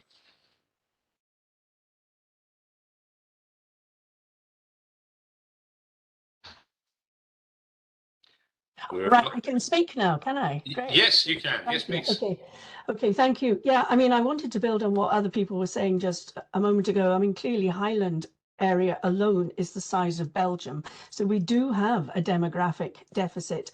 And we also have, well, a democratic deficit, I should say, but we also have a demographic deficit in terms of the age profile and the population across our islands. However, I think we should recognise, and I think building on what Gerard was saying, that I think our communities have actually shown a great deal of resilience. I think it's folly to constantly be comparing ourselves to what Westminster or a centralised national government is doing when they clearly are very remote from where we are in the islands. And I think sort of community land trusts and development trusts, they do not hold the same democratic weight, but within communities, they are able to draw down funds, they are able to create meaningful contributions to the communities that they serve.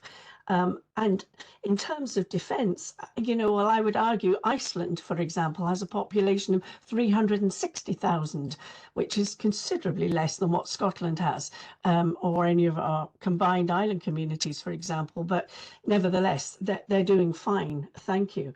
So, and I think within our island chains, if we look at the assets that those islands have, Barra is further away, for example, from Stornoway, where it's the administrative centre for the Western Isles.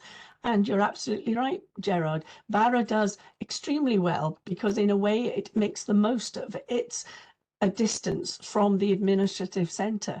So we do have advantages, we do have assets, and that was demonstrated both in our redefining peripherality work across the whole of the Northern Periphery and Scotland and Ireland.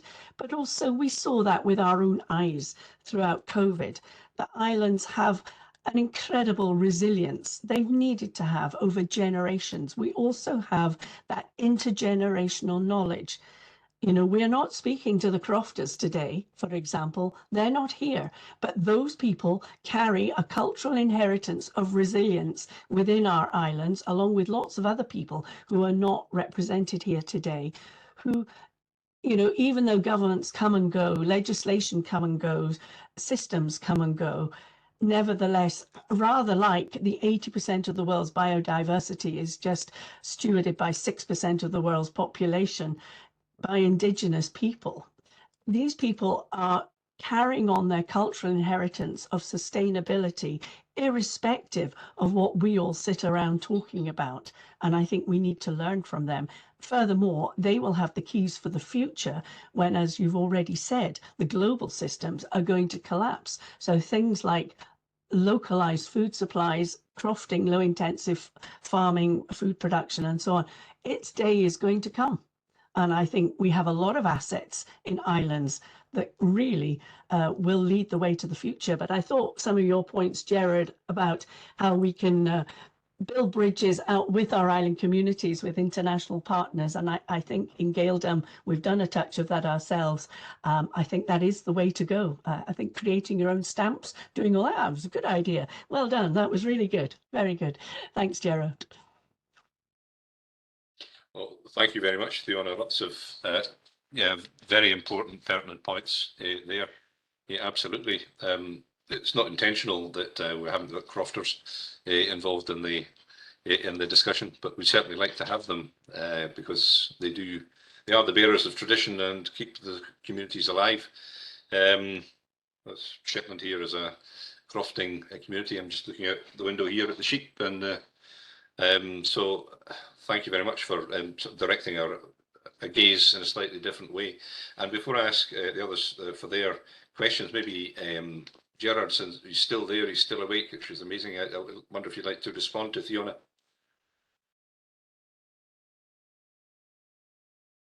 Not much to add. I think she made her point eloquently. Yeah, fantastic. Go for it. Stir up the nest a little bit and expand your own mind. Go for it. Simple as that. Yes, indeed. Okay, thank you very much. Right, next, I think I've got everybody in order now. So Anna, you had your hand up. I did, but that was a while ago. I was talking about the National Care Service, but I think we've moved on since then. So okay, we'll leave that one. That's absolutely fine. And then Adele. Yeah, just building on what Fiona had said, and also Gerard there about, and I think we touched on this in the morning session, looking at the Ireland case study about having that confidence to promote your own abilities and what you're good at, and you know, going out there. We did that to a certain extent in the renewables industry. You know, attracted global sensationalization of this renewables kind of story on a small island, which kind of, you know, played into lots of different parts of the storytelling matrix here on the islands, and those negotiations with you know, multitudes of other organizations, but also that, you know, we're talking about depopulation, but I think, you know, Ireland and also the Faroes have had a repopulation, and I would just still haven't put my finger on what's exactly been their special mixture for those islands of what's created that influx of population in a relatively short period of time. Just bearing in mind of how feedback loops kind of work, and you know that we could crash at any point as much as we could take off at any point as well. So while things are inevitable, the trajectory is not always in a positive or progressive direction. So it's just being mindful of, you know, the potential pitfalls around there as well. But absolutely, we need to build that confidence, I think, as islanders, of what we have to offer for ourselves as well as others. Thank you, Adele. And then it was Kirsten, and then it was Stacey. Yeah, just responding to Gerard's point as well. I really liked your presentation. I was really enthused about it, and I do think I can see it working, and I can actually see how some councils have done that at council level. So, for example, when I was up in Shetland last year for the conference that Andrew ran, there was a Norwegian delegation coming over to meet. You know, they've made those links with Norway direct. I think it's harder on a smaller island basis. So to give you an example, the island that I live on has around 250 people that live here, and we are already doing lots of things. And so applying direct to something, we do that already, but there is a question around capacity and where that responsibility lies. And so I think actually I can see it being done at a local authority level, or at an islands council level that we discussed earlier, like an island symposium level. But I do think certainly with the smaller islands, that's slightly more difficult. And I noticed that in the example from Åland Islands this morning, there were a lot of really positive examples. But when the question was raised about, but what about your kind of more outlying islands? He admitted that actually they do suffer, the service isn't as good, they do have those depopulation issues. And so I think there's definitely a lot we can learn about that, but I think we have to bear in mind that we are talking about islands here that differ in size and population size from 21,000 right down to 20 people, and there's going to be nuances within that too. Undoubtedly, yes. It was interesting that Jürgen did say that the outlying Åland Islands, because it's an archipelago, don't do as well as the central one. So these problems exist everywhere, even in something that's we might put on a pedestal to sort of admire. There are still problems. And Stacey. Hi everyone. I just wanted to say I really did appreciate Gerard's comments. Fiona's comments really resonated as well in terms of what we had discussed earlier. And just from the point of view coming from an island here in the Caribbean, we don't have a mainland. I thought if you ask yourself that question, if you function under that question, ask yourself the question, what if there was no mainland? What if there was no metropolis? What if there was no one I could go to for sanctuary or to help me? It helps you build the outlook of resilience to say, I've got to step up and look to my local leaders, look to my local community, look to each other to build and then function that way. And then take the decisions, as subversive as they may be. Subversion can be very subtle, as we saw from Gerard, and that's often the seed to innovation and to changing thinking, and to creating lasting change. So I just wanted to say, yeah, sometimes you have to imagine, what if there is no mainland? How can we boost ourselves? How can we revel in our own uniqueness? And how can we present who we are and what we have to offer and build, say, again, the economic diversity in terms of looking at, we had discussed the idea of food security, and particularly when it comes to islands. And I know in Barbados, people think we're a tropical paradise. We import probably about 90% of our food. So there are certain issues which we really need to build upon here. And I could see that if we pushed our own indigenous forms of agriculture and our own indigenous crops, as opposed to the monocultures that we use to attract foreign exchange, that'd be another aspect of resilience that we could build. But yeah, I always say, just imagine there's no mainland. And then, but in a positive way, then what would you do? How would you look to each other as opposed to looking too far outwards from the disconnect? That is an excellent question. I'm going to set that as an essay question in my Island Studies module. Imagine there's no island. It's easy if you try. Okay. Yeah, and it's a very important thing too. I think. Let's see. Yep, sorry. Gerard's got his hand up again. Yes, I was just triggered by something Kirsten said. There's only 200 people on my island. There's another concept that blew me away in the Pacific. It's the idea of transnational corporations of kin. Now, that's an anthropologist who had a ball. But the idea is that if you look at an island like Niue, there's 15,000 people on the island in the Pacific. There is 60,000 Niueans living in New Zealand. The whole diaspora problem is often seen as we're losing our youngest and our brightest. You could invert that. You're not losing them. You're expanding your network. You're conquering the world. You've got all these bright young islanders that go into the centers of power, and they know stuff. They know people. If you follow the procedures of the Scottish government and Westminster, that's playing by the book of the other side. If you say, look, who of my island is in the Ministry of Infrastructure in Scotland? And because they are a cousin, a nephew, is the way the islands work. It's a smaller community, you know each other. As Stacey said, my mum knows if I've been to the shop and I've talked to the neighbor that I was not supposed to be talking to. People know each other. Use that and see the diaspora not as a loss, but as a massive gain. It's all these little tentacles that you have. It's an octopus, and you can pull those in. A number of islands are really active in sort of engaging with the diaspora. Again, not as a loss, but as a massive gain, as a sort of imperial, if you want, extension of the small island. So sorry, Kirsten, but you triggered something there about 200 islanders. I'm sure there's 1,000 islanders outside who would be accessible for you. Is that okay just to come back on that one, Andrew? Because yes, sure. Absolutely. Like I will correct myself on that one, because actually what I study is island diasporas and island connections. And one of the things that we were talking about this morning was, we talked earlier about that the way that islands are often consumed and commodified. And actually when we got to the point where we were talking about aspirations for the future in the earlier session, we talked about shifting from the idea of commodifying islands to those island connections. So we were talking about the reason that islands are consumed and commodified is because people feel something about them. And instead of kind of treating that like something that we can sell for money, actually let's also think about the ways that we can build those relationships. And I've just checked on here. Yeah, one of the really good measures of this is I've just checked our community Facebook page. Yeah, there's about 200 people here. We've got 1.9 thousand people on the community Facebook page, and I see this as a pattern across Facebook pages, and we are already seeing it being utilized in the form of things like crowdsourcing initiatives, crowdfunding initiatives.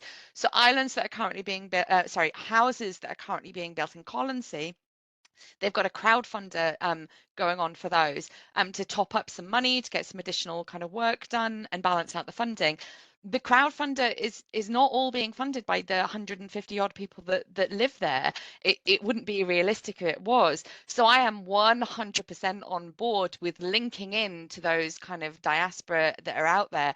But we do need to recognize it's in a context of the fact that we have been working on our own and thinking we have to do it for ourselves for a really long time, and then maybe a little bit exhausted by it. But yeah, 100% hear you on that one.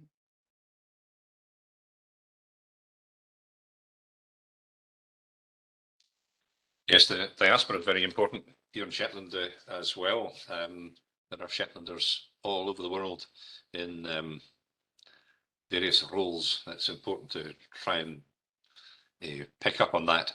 There's some questions in the chat as well, but I've got two hands up here, so we'll go to Simon first, and then Stacey, and then we'll try and address some of the questions in the chat.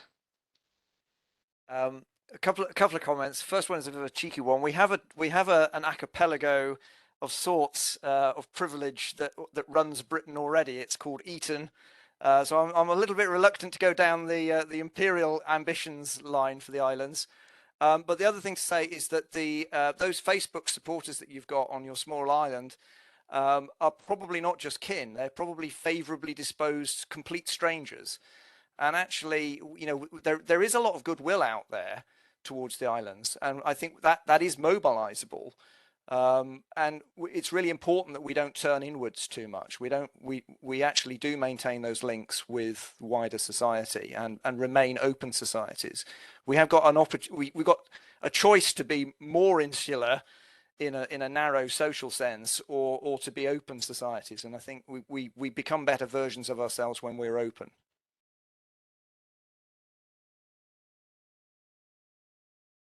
Thank you, Simon. Openness, yep. And Stacey. Yeah, I just wanted to applaud the comments made by Kirsten again about and Gerard, the power of the diaspora. We have a cheeky saying in our house, we call it reverse colonialism. We always say that, you know, we're always out there, and that's just part and parcel of life in the Caribbean. People do tend to go away, but we do see it as, what strengths are you gathering? What connections are you making outside of your homeland that you then weave that net of resilience and come back in with better knowledge to apply? And also you're taking the knowledge and expanding it to where you're going. And that's where, even within islands, I mean, one of the things about island innovation, I learned the power of that diaspora is absolutely incredible. And we always have to remember that it's always reciprocal. We do tend to think of it as just draining in one sense, but it really isn't. And we have to empower and cultivate the network, that there can be the consistent back and forth of the dialogue and the resilience. So yeah, that was really good to hear. Thank you, Stacey. Yes, the power of the diaspora. That used to be something very important in 17th century Scotland, when people used to go to the Baltic or to Germany or to Scandinavia, Scots, to sort of sell goods. They tied into a Scottish network which helped them get on. So the Scots did extremely well in those areas in the 17th century, and there's still lots of people of Scottish descent in Poland, and there's nobles of Scottish descent in Sweden, and goodness knows they were all over the place using exactly that network. So they could arrive poor and end up rich because of their connections. So we're getting into some very interesting discussions here, and it'd be a shame to leave out some of the material in the chat as well. So I'll pass on some of the questions to see if there are some comments on this. There's something from Graham here, which is a very good point. Is there a question about island representation on arm's length government agencies that oversees delivery and influence policy, like HIE, Visit Scotland, etc.? Should we have island representation on it? You know, should there be an island member, presumably, is what he's suggesting, on these committees and bodies?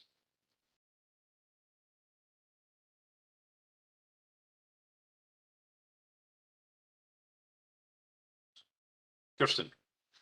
I mean, if anybody else wants to answer, they're more than welcome. But I do think representation matters, and we do need island voices. But it comes back to discussions that we've been having about an island representative. There is no such thing as one island that is the same, and you either need it to be somebody whose job it is to go out and gather the thoughts and feelings across all of those islands, which is a massive job, or you need to recognize that even then that island voice will come with its own biases, either towards local problems in their own area, or local things they want to promote, or things that you're just not aware of. So I feel like I have a pretty good understanding of Scotland's islands just through my background and my work. However, when I went to Shetland for the first time a couple of years back, Sarah, who's on the call as well, as me, we have a mantra of, if you want to be taken seriously, turn up on the island. If you want to continue to be taken seriously, continue turning up on the island.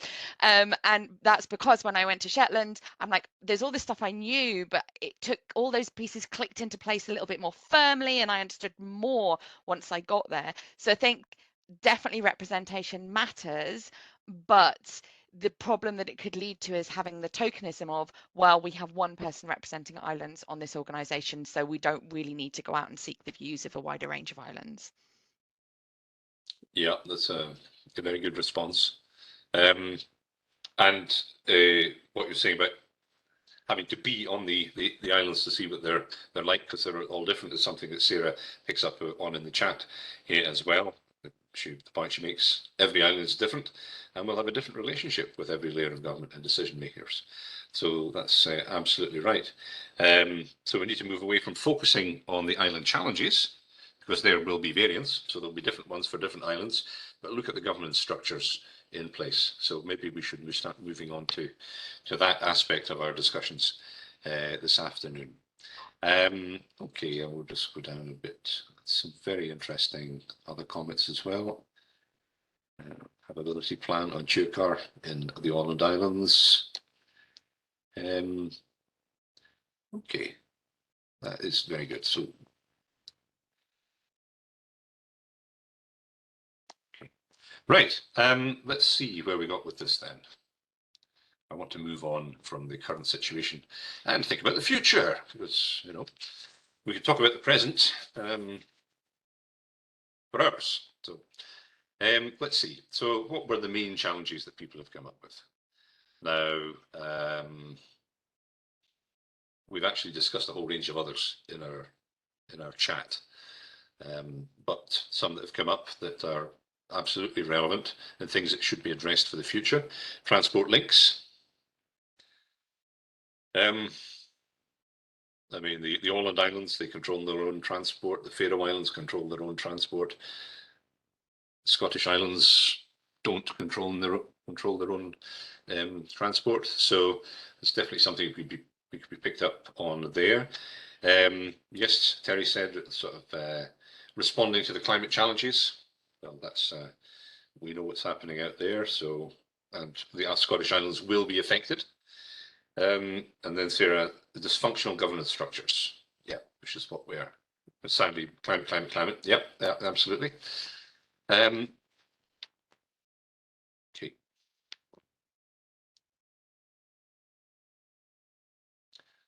So if anyone else wants to add a comment there before we move on to the next stage, and I would suggest after this we have a 5-minute break for a cup of tea, and then we'll come back into it. Yes, Matthew, yeah, indeed. Sustainable funding and resourcing settlement in the central government. Mm-hmm.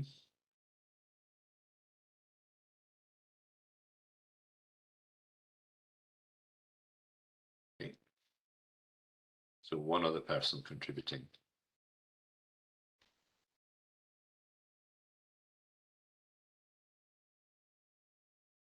So dysfunctional governance structures, climate change, transport, sustainable funding,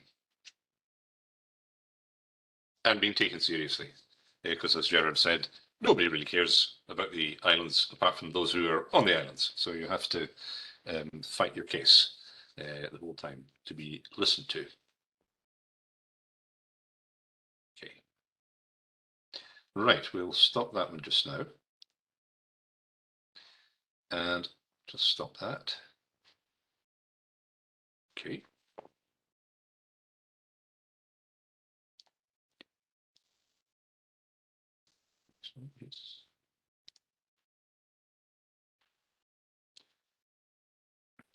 Okay. Right. Okay. So let's have a think then about a really negative future.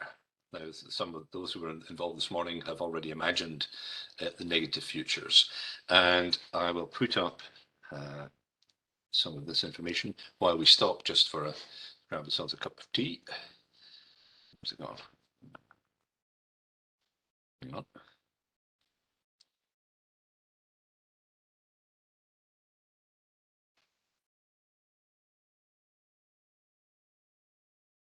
There we go.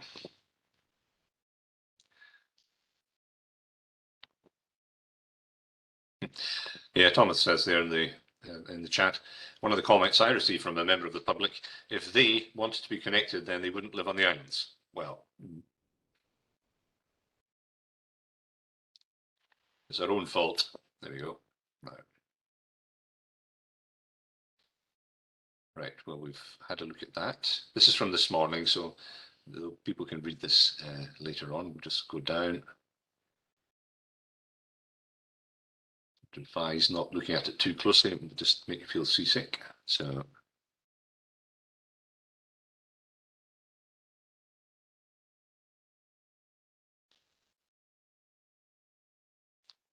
okay. So these were the opinions from the morning session about negative futures. So I'll leave that up on the screen and I'll mute my mic, and we should all come back in 5 minutes, get yourself a chance to have a breath, have a cup of tea or whatever, and let's think about this in some more depth when we come back. And those who weren't involved in the morning, you think about what the really negative futures are that you're worried about that could come to fruition, those that we want to avoid.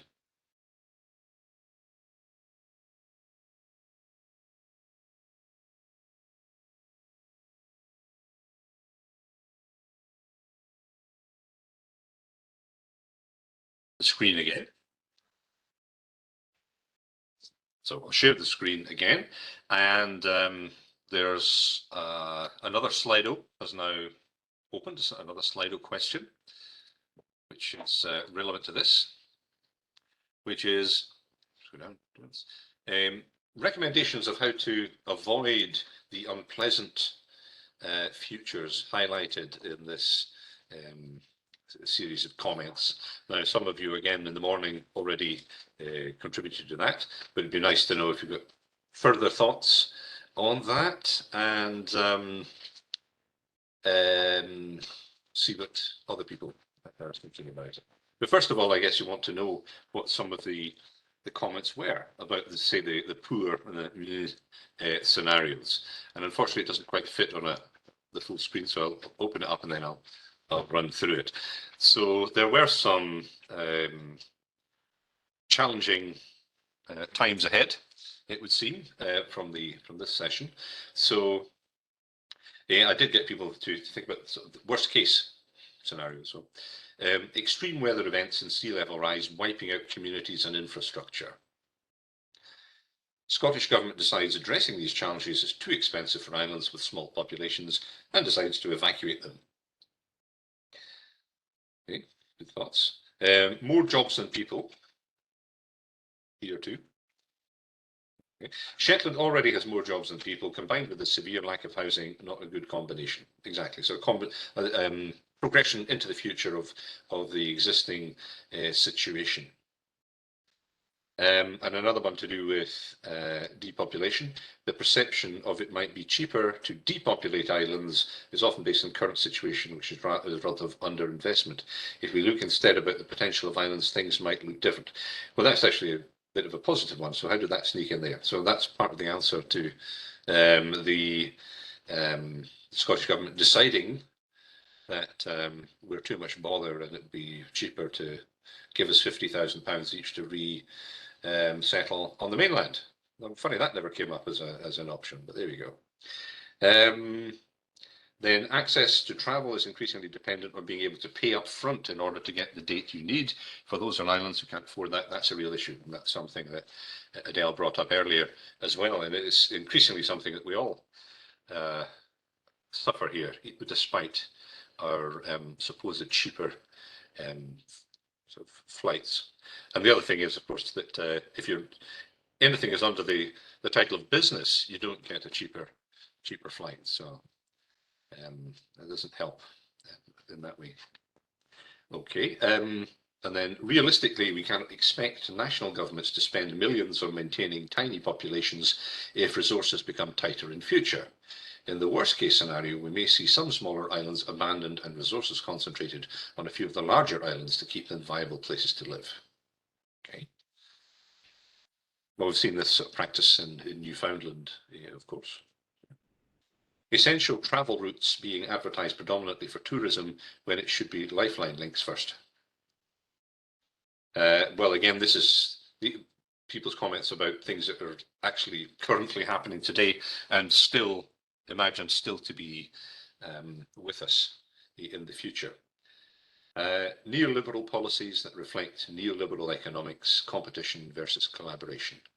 Oh yes, that could be a challenge. There's sort of a feeling in the literature that neoliberal economics are not the best suited type of economics for island communities. Demographic stats don't dig deeply enough to capture very small and very remote islands.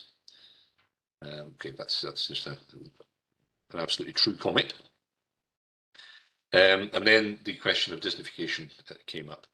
That there might be more Disneyfication of communities in the islands because of the cost of maintaining heritage and landscapes, and that things get done more for the tourists than for the locals. And other questions as well that go back to things, sea level rise, neoliberal corporate agendas, corruption, lack of capacity, lack of vibrant people as more and more people leave the islands, a downward spiral, leading to more depopulation and more of a pressure to actually bring in a policy of depopulating the islands because they're no longer viable. So why put them on life support? Why not just switch it off? Okay. Trigger point for significant decline could be there not being enough potential students to be able to maintain further and higher education in the islands. Yes, so that was so many ramifications of a decreasing population, as we're all aware. Increasing lack of transport and connectivity, and more older people living in the islands as a percentage of the population. By 2050, we could have ferries aged beyond repair, timetables reduced, and that also adds into depopulation. So that, you can see there's many of these things coming into a vision of the islands by 2050 being in a more parlous state than they are today. Central bodies becoming less and less interested in the islands, other than the fact their only interest is to speed on the depopulation of the islands because they see it as an inevitable thing. We're becoming more of just a financial burden on central government. So we'll come back to the good possibilities shortly. So, but nobody mentioned anything like we're all going to be wiped out by AI, or that there's going to be a massive worse version of COVID that'll, will be, or that we're going to be that new film that came out on Netflix, which is sort of zombie film, but it's not. It's people that have been infected by a fungus and they start eating each other. So nobody's sort of looking right outside the box to potentially horrible futures. But nonetheless, the ones that are mentioned are Asian flu, indeed, Jane. So obviously, there are these things that could really knock us for six. But most of the sort of or negative, even more negative views are to do with depopulation and to do with uncaring central government that really sees us as a problem rather than partners in the future. So, what would people like to say or comment, and maybe you have other futures in mind that weren't mentioned this morning, the negative ones, of course.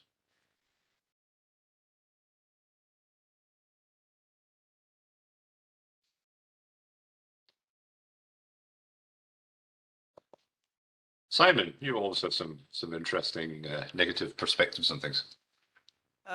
Well, if you want to take a really negative perspective, in the long term, we're all dead, which will at least stop us from worrying about it. I actually think I think there are some positive things which we could focus on. I mean, the islands are, for all the fact that they are a liability to some extent to central government, they are also an asset. With things like wind power, you actually need a highly diversified source of that power to actually make it reliable. So actually far-flung islands actually become then an asset in a wider network and part of national resilience in actual fact. So I think there is some reasons to think that we will be regarded as an asset, and it is actually still a really good place to live with digital remote working. Actually, quality of where you live becomes an asset for a region. And why not live in Shetland and phone in a performance to central London rather than living in the horrible air quality of central London, for example? So yeah, it's remote in some respects, but I think if we can fix things like digital connectivity and we can make a positive contribution to things like the power grid, actually there is a future for the islands, even relatively remote archipelagos like Shetland. And there will be other things as well. I mean, there's fishing and mineral resources will remain important, and for those reasons, they will definitely want to hang on to the territory. So I think we are still an asset, even if it's an asset with fleas to some extent. Yes, indeed, good point. But when we were discussing things earlier, you did have at the back of your mind the possibility of some sort of managed decline in some of the more outlying islands. I think managed decline is the name of the game for quite a lot of humanity, and to some extent, this is an inevitable and necessary thing. 8 billion people is getting fairly uncomfortable, and we should probably be thinking about how we can manage that downwards in a sustainable way. There have been periods of time when population decline have been a positive thing. If you were living through the bubonic plague, it wasn't great, but it did immediately lead to actually a rise of vernacular within Italy and within England, in terms of language development and in terms and a democratization to some extent, and liberalization of the feudal system to actually improve the living standards of ordinary people. So there are things which there are positives to come out of most negative things in actual fact, and a very high population, it's a very easy way of growing the economy, but it's not actually necessarily a way of growing the quality of the economy. Some interesting points there. Thank you very much. And I see that Adele has her hand up.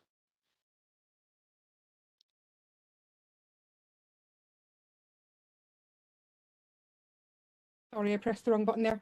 Yeah, I think Simon's points there. I think there's this, there's assets that are useful to the centre And I think that there's a risk to the centre if there's this self-realisation of how we can control those assets. So I feel we don't fully believe as islanders that we can do that yet. So I hope that becomes more pertinent as we tease out kind of redesign of energy systems, etc. Because the talk just now is much around export markets as more so than satisfying kind of internal requirements for energy needs. But I think, you know, there's this huge risk that goes along with industrialization of islands, which I think we see in other islands, you know, tending towards tax havens, favorable or reduced kind of labor requirements for employers, etc.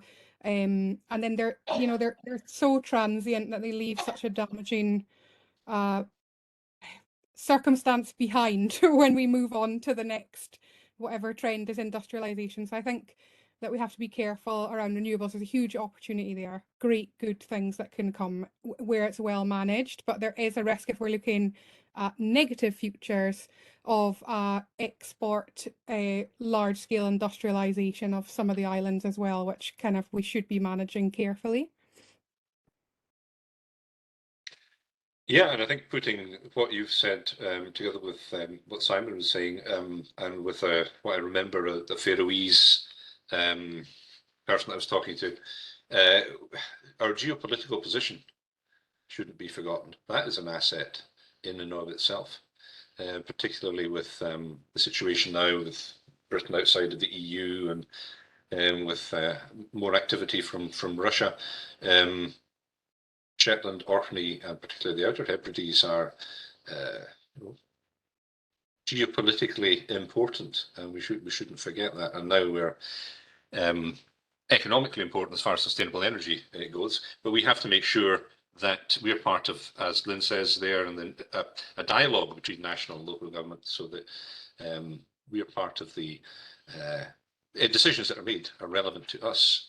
And I think next it was Kirsten, then Laurie, then Anna, I think. If that's wrong, I apologise, but that's what the way we'll go. So Kirsten. Yeah, just really quickly, there was a study, there was a paper from South America, and I really can't remember a huge amount of detail about it, and I do apologise, but it was about the loss, what you lose in terms of economic potential and potential of a region when you lose the people that understand that region. We map things really well, you know, we think we have all of these knowledge about areas, but as we've said, until you turn up on an island, you don't necessarily know all about the island. And that can include this ingrained knowledge that has been passed down from generation to generation that has allowed people to survive on these islands for thousands of years. So the paper that was in South America was about how there was this really big conglomerate wanting to build a dam in a certain area, and all of the engineers came out and they were like, oh, this is what we're going to do, and various local people said, if you do that, then it's going to flood that area and it's going to do this. And the engineers were like, no, we know what we're doing, we're engineers, we have the knowledge. And they built this dam, and sure enough, it had the consequences that the local people had said it would, because they had that local knowledge. And so I think managed decline is a really big kind of topic of conversation, and it's very nuanced in lots of different ways. But if you want to strip it down to just economic practices, then actually, if you're not having the people that understand the way that that locality works, then you are actually losing something in terms of if you want to develop it for renewable energy or for many of those other aspects. So I think it's really important to bear that in mind, that that actually the local knowledge that people bring from living in these places can be really valuable when you're looking at to develop them for national benefit. Absolutely. The local voice is a valuable resource. That's very important to listen to the local population. Absolutely. And then next was Laurie.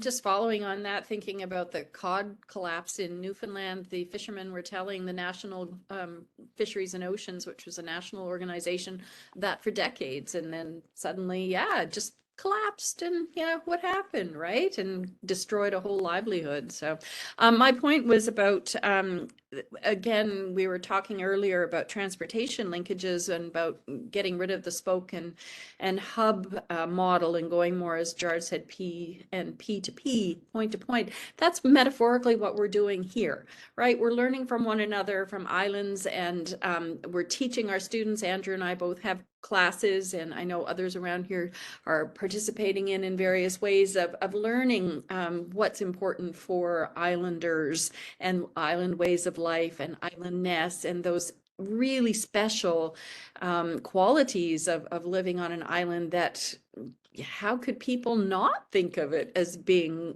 a place to live?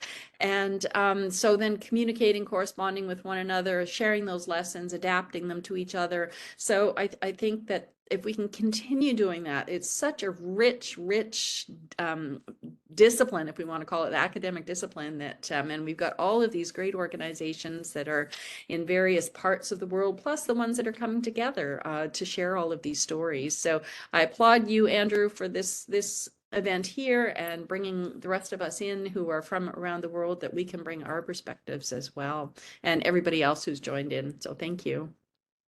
Oh, it's a pleasure, Laurie. Thank you. And it's vital to have this outside perspective and experience and knowledge, and for islands and islanders to connect with each other across international borders, because who knows best about how things should be? Well, the people that live on the islands, not necessarily the people on the mainland. So I think it's the very vital thing to do. And next we had Anna. Yeah, thanks. Just wanted to pick up some of the geopolitical points, because, of course, by 2050, the Arctic sea ice will have melted completely. We'll have a shipping route right across the top of the world, and that's going to be of huge interest to the Chinese in particular, which makes us very strategically positioned where we are, because at the moment, as you know, shipping is having to pay a lot to go either by the northeast or the northwest route. So in Orkney, I mean, we are deliberately trying to form better relations with our Arctic and Nordic neighbours, and in some ways we see this as a replacement for the EU family. We are trying to position ourselves more there, because we see ourselves as the gateway to the Arctic, and that's something Scottish Government picked up in their Arctic strategy a couple of years back. And sort of related to that in a way, because of course wherever you've got big economic interests, you are going to get defence issues, is the fact that you might remember all the Army Reserve Centres in Scotland were reviewed a few years ago to see which ones should remain. And despite ours being largely unused, we've got quite a big resource there sitting there doing not very much. It was retained for strategic reasons, just because it was the most northerly one, and it was felt sensible to keep it on. So we still have one. It's the only one in the whole of the UK that is not surrounded by barbed wire. You can just walk straight through it with your dog, no problem at all. At the moment. At the moment, yeah. Yes, indeed. Well, that opens up a whole new avenue of discussion. I don't know. We hear about all the very negative aspects of climate change, which of course we cannot argue against. But it's interesting how there are communities that are planning in a way to benefit in some way by some of the big changes. And I know that Orkney is hoping to be, maybe a massive container centre for the trade route that comes over the Arctic. And so, yeah, I don't know if that's a negative or a positive future that we're thinking about there. But thank you very much for that, Anna. Yes, and the geopolitical position is something that we definitely shouldn't forget about. And then, of course, the Northern Isles have been geopolitically important in the First and Second World War as well. So it's a sort of a return to some kind of a return to the past, if you like. And then, Matthew, you've had your hand up for a while. Yeah, just going back to the sort of point around industrialization or energy potential on the islands, I think something that would be really great to see by 2050 would be some real community benefit coming out of these, particularly thinking of the Viking Energy project in Shetland, where And the main form of community benefit coming of that is through the Community Benefit Fund, which is being dispersed by community councils. And I believe some community councils are struggling to find enough actual projects to be able to bid for the funds. I mean, they are funding some good things, but I think it'd be great to see, for the forms of this, such as more revenue for the authorities in the islands, maybe like island tariffs to reduce energy costs, perhaps community ownership of the renewable energy projects, or along the lines of like what Faro has in their municipal system. I think that these models would be pretty ideal ways to be running things in 20 years, hopefully. Yes, indeed. So yeah, Viking. We'd spend a whole day talking about the Viking, couldn't we? So, but yeah, some important points there. Thank you very much. And Kirsten, you had your hand up again, I think, or did it? Sorry, that's a legacy hand. A legacy hand. Okay, great stuff. Okay, so I don't know whether those were actually may or poor sort of futures, or not. There was a lot of solutions, a lot of thoughts about how we might, well, how we might benefit from some of these changes, which I think is very important. And I see Jane's got her hand up now. I was just sparked by the last comment around Viking energy. I think we need more innovation in how this community benefit is distributed.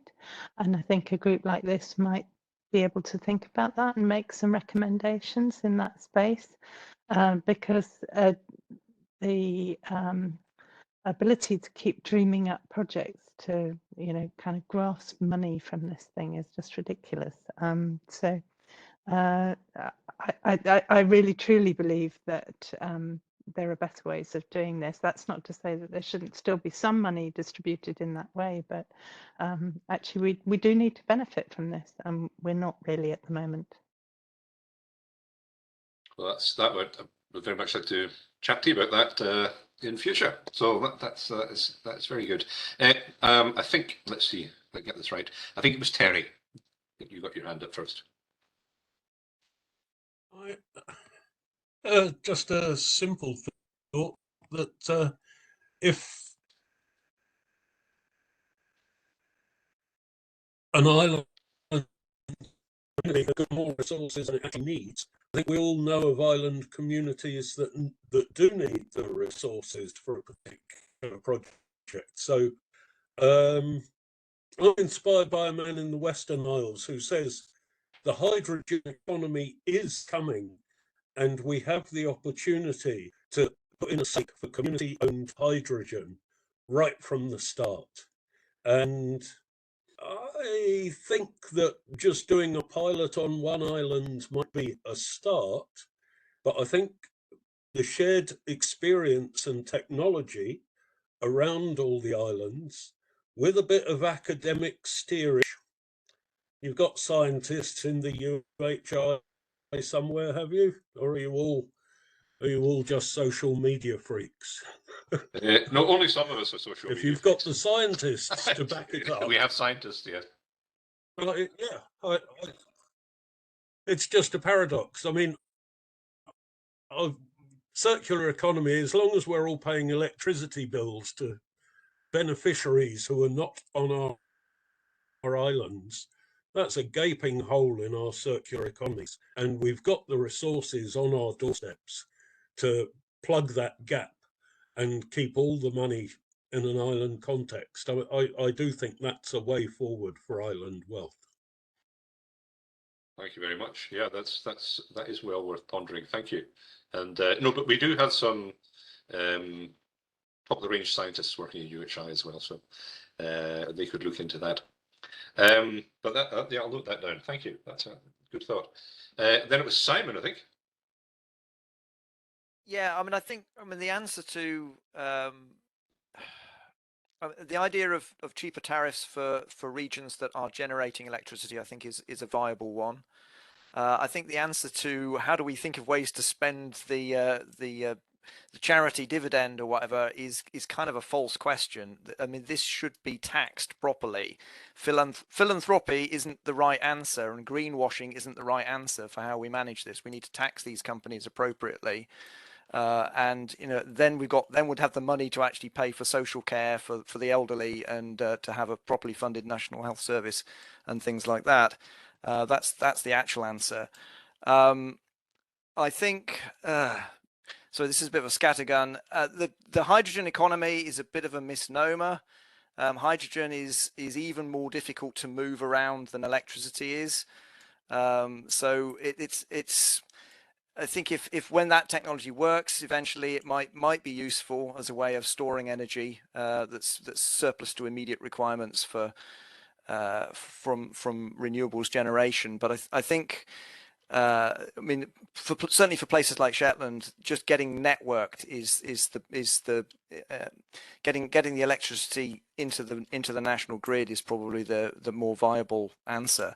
Although it's worth saying that that's actually much more expensive than the actual generation of the electricity in the first place. So that there are lots of challenges from being at a distance, and we do actually need the economies of scale and the investment at the level of very large numbers of people, millions and millions of people, to actually make these systems functional, actually, and viable. So we do need the nation state, I'm afraid, in spite of our enthusiasm for islands. I don't think anyone's necessarily advocating removing ourselves from the nation state, but we could certainly benefit more from our relationship as part of it, I think. But thank you, Simon. Yeah. Always good points there as well. And Kirsten. Yeah, so in terms of distributing community benefits, so I'm aware that there are some community-owned renewable energy assets out there who have, if they haven't already started doing it, are looking to say, we don't have anything else to fund in our area. Is there a way that we can fund this kind of work that we do in other communities and earn a small amount of interest in that so that they can continue doing that? So I think that's a really interesting approach. I certainly know there's people in Scotland, in rural Scotland, that are looking at it. I'm not necessarily sure if there's anybody doing it yet. And I think that's important because we need to recognise that there is this inequality that's already started to emerge within the development of community assets within communities on islands and in wider rural Scotland. So communities which have had the capacity and the opportunity to develop, for example, their own energy projects are coming on leaps and bounds in many ways, whereas there are still lots of islands within each of the different island council areas which haven't had that opportunity yet. So if there's a way of actually allowing these community-led organisations to feed into and benefit other island projects in a similar vein and a similar ethos, that could help with some of the collaboration that, for example, Jared has been talking about, we've been speaking about in previous sessions as well. So thinking about the islands, rather than competing with each other, how can we collaborate with each other? How can we benefit? How can we use the whiskey benefit that we get here to help other islands that can help us, use the benefit from renewable energies to allow us to gain some sustainable income in that regard as well. We shouldn't allow things to happen to us without getting some benefit from it. We have to have a mindset that says, nope, not having that until you engage with us and allow us to. Can I just say one other thing on that, Scott? It's also really important to consider who you're interacting with in the level of the community, because there is a question of capacity, and as a small island, we don't have much capacity. However, we often get lumped in with Islay and Colonsay on this score, and I know of one particular project which was funded for Islay Jura Colonsay and it was creating community benefits for Islay Jura Colonsay, and project officers from that project have never visited Colonsay. They have scant presence on Jura, and so again, it comes down to this kind of governance. If we're really talking about community benefit, we really need to make sure we're not paying lip service to those islands and just saying, some of the funding that came out recently was Builders Islay and Jura, and it was funding for the swimming pool on Islay. Now, there was no funding built into that for the cost of ferry and transport from Jura to get there.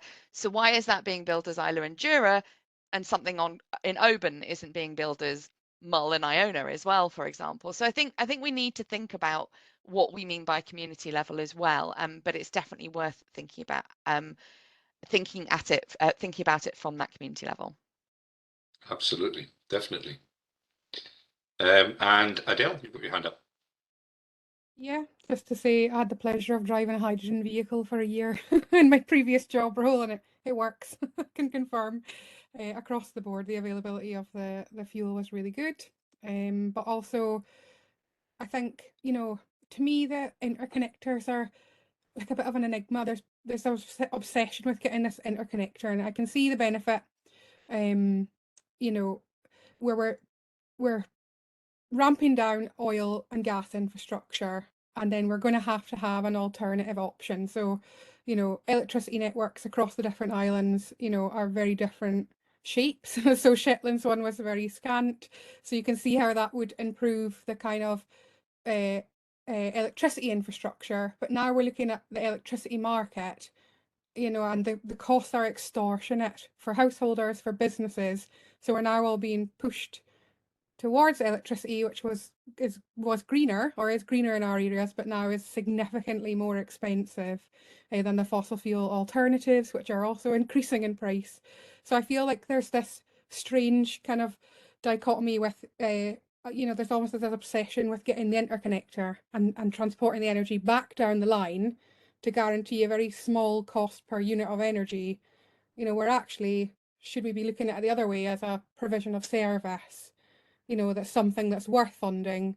But then when we open up that conversation and we see how polarizing the projects at, say, if we look at a local authority level where we have the Orkney Community Wind Farm and we have Viking Wind Farm as well, there's a very much a split kind of discourse that happens in the local area about people who are in favour and against these projects, regardless almost of the benefits that come as well. So yeah, and Anna's put in there about the deregulation. There is no shortage of legislative barriers when you're trying to develop it. I mean, everywhere you look, every mode of transport, every form of producing energy or moving energy around, there is some niche piece of legislation that stops you doing potentially what's going to be the best thing for you, because we have that market structures that's around energy. But then it comes back to confidence and prioritising delivery of energy to householders, and that being the priority rather than, marketising energy into pounds and pence necessarily. I mean, there definitely is a market for both things, and we keep thinking about, it's one thing or the other, but actually we could have multiple structures of different sizes of energy markets within our local areas. I think that would work well. And that's something that could be engaged with between the local community and higher levels of government, if you could get people working together on it. Well, some extraordinarily interesting discussions there about how we might address some of the problems so that we don't end up in our depopulated future of 2050. And thank you very much for the recommendations that people have been posting up. So let's just have a run through these, and if there are any further comments on that, that would be great. So I see Anna's, as Adele was saying, put up deregulation of the energy market so we can utilise our own and not have to sell low and buy high. Well, indeed, that would be something that would be great. Capitalise on our location as the gateway to the Arctic, which will be of increasing importance as ice melt opens up new trade routes. Absolutely. Laurie and I are part of University of the Arctic a thematic network, which is actually looking at Arctic and Northern islands. So if others are interested in being connected to this and joining us, that would be that'd be great. We're also looking for new people to join. So far we've done sort of humanities style stuff. We've had a yarns and yarns knitting circle, which connected people across the North Atlantic, from Prince Edward Island via Newfoundland to Shetland and the Baltic. That was just a way of getting people working together. But our interests include political, economic, and all sorts of cultural connections that can be studied together across the Arctic and Northern Islands. So this could be something. We have discussed geopolitical things, but we would like to research that further. Adele's idea then, tourist income, subsidised improved services for islanders as opposed to the other way around. Yes, indeed. Shetland doesn't quite have the same problem with, say, with cruise numbers. They're not a problem themselves, but numbers of cruise ships and visitors as Orkney has. But I know you've had to build the infrastructure to cope with that rather than benefiting the other way around necessarily. Favourable rates for local businesses. Yes, well, it's always good if we can keep the cost of that down. Then Thomas's comment is very interesting as well. Yeah, the current air transport monopoly. It would be nice if there was some competition involved in that. And yes, I remember a couple of years ago when Flybe, when they still existed, tried to compete with Loganair. And suddenly we had jets, and it was cheap and it was fast. It was brilliant, but I only managed to get on one of those jets. I wish I'd travelled a bit more. So, but that showed what could be done. So, yes, but how do you do that? They're not sort of crawling out of the woodwork to provide services to the Scottish Islands, are they? But maybe there's a way of encouraging competition, certainly in the future. Multi-level governance stakeholders need to collaborate, indeed, with the UK and Scottish government. Yep. Next step for each island, indeed. So collaboration and taking cognizance of the fact that every island has its own specific needs and challenges. Yes, indeed. If we can make ourselves, well, important to Scotland and the UK as a whole, and make sure that people know how important that we are, and demand more. Engage with measures to limit climate change. Yes, well, we're definitely going to have to do that by 2050. There's absolutely no doubt. And representation at every table and forum we have capacity for, not accepting the status quo, leveraging Islands Bill and Islands Impact Assessment to get our voices heard, being generally annoying until people listen. Yes, I'm all for that. That's definitely something that I'm sure we could all do. And not accepting things, being ready to engage and actually say, this is what we want. And what Mull wants, so not necessarily the same as what Shetland wants, but make sure that each community says what it wants. And Kirsten, don't assume business as usual. Absolutely, we can't afford to do that by 2050. Okay.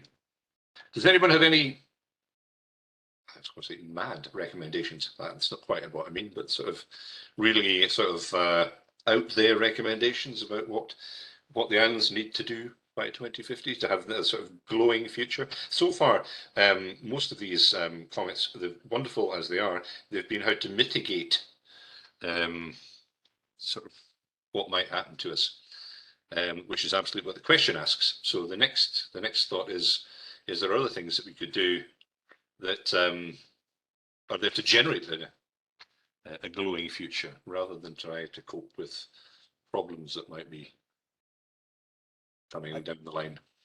I think one thing we should aim for is to make the islands a great place to bring up children. If we made it a really family-friendly place and a place that people wanted to move to have children, I think that would make it that would address many of the demographic issues and the kind of quality of life issues.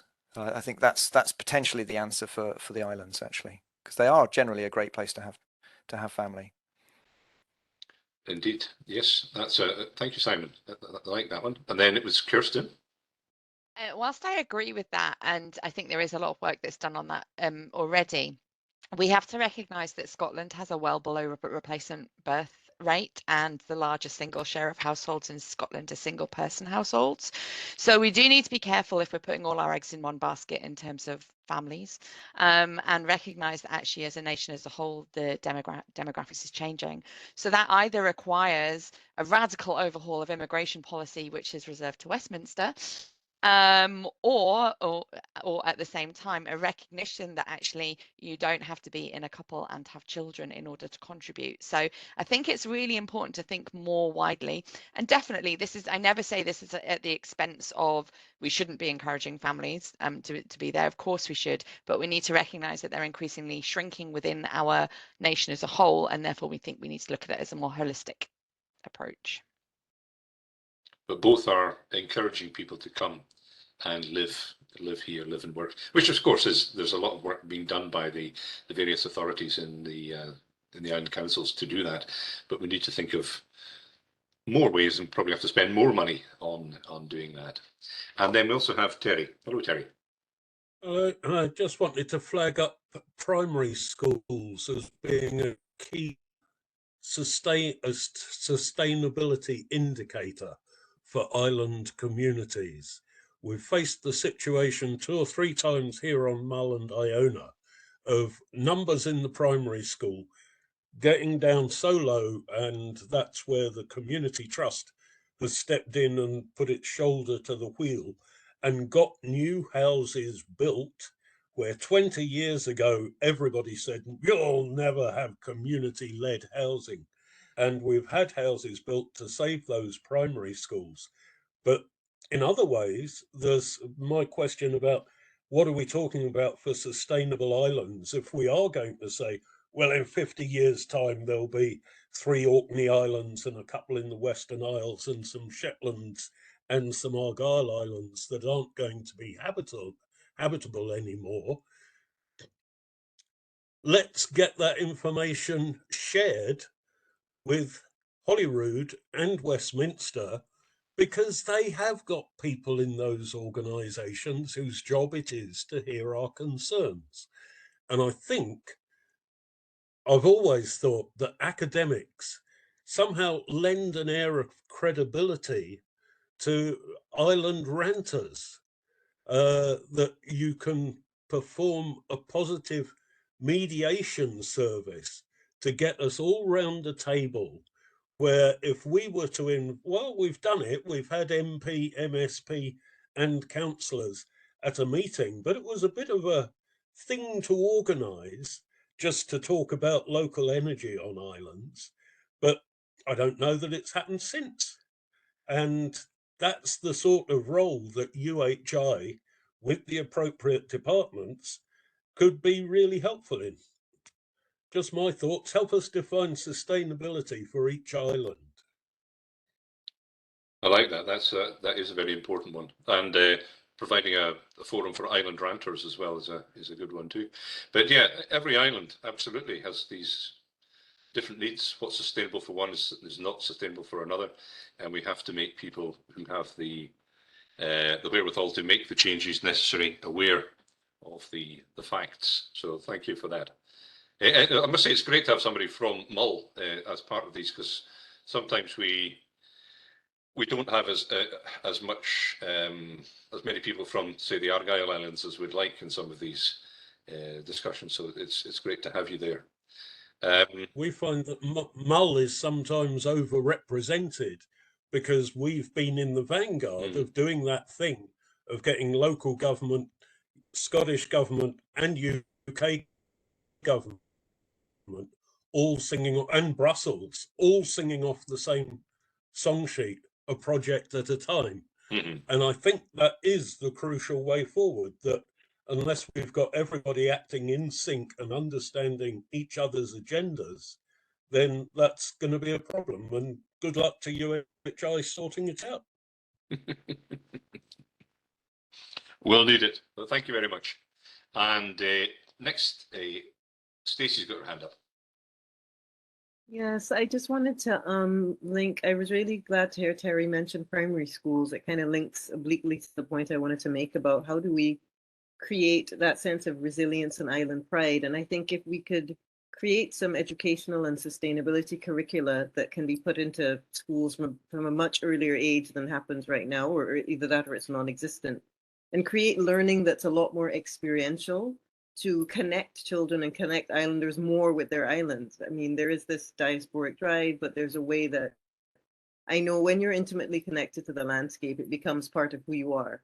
And you seek that return. There's a way that it soothes you and it really solidifies your identity and sense of self. If we seek to kind of create that more in islands, I think it would really help to hone not just resilience, but that pride you want to create the sense of autonomy and solidify who you are and what your demands are. Yeah, I kept thinking when people were saying, and I could see the recommendations, make yourselves counted. Yeah, stand up. I mean, in Barbados, we would say the fact that you guys have whiskey, that's enough for us to see you all as extremely important. And I don't even mean that to be flippant. You have an incredible product that solidifies who you are. It exemplifies what you're about. There's craftsmanship about it. I mean, there's so much more to Scotland, I know.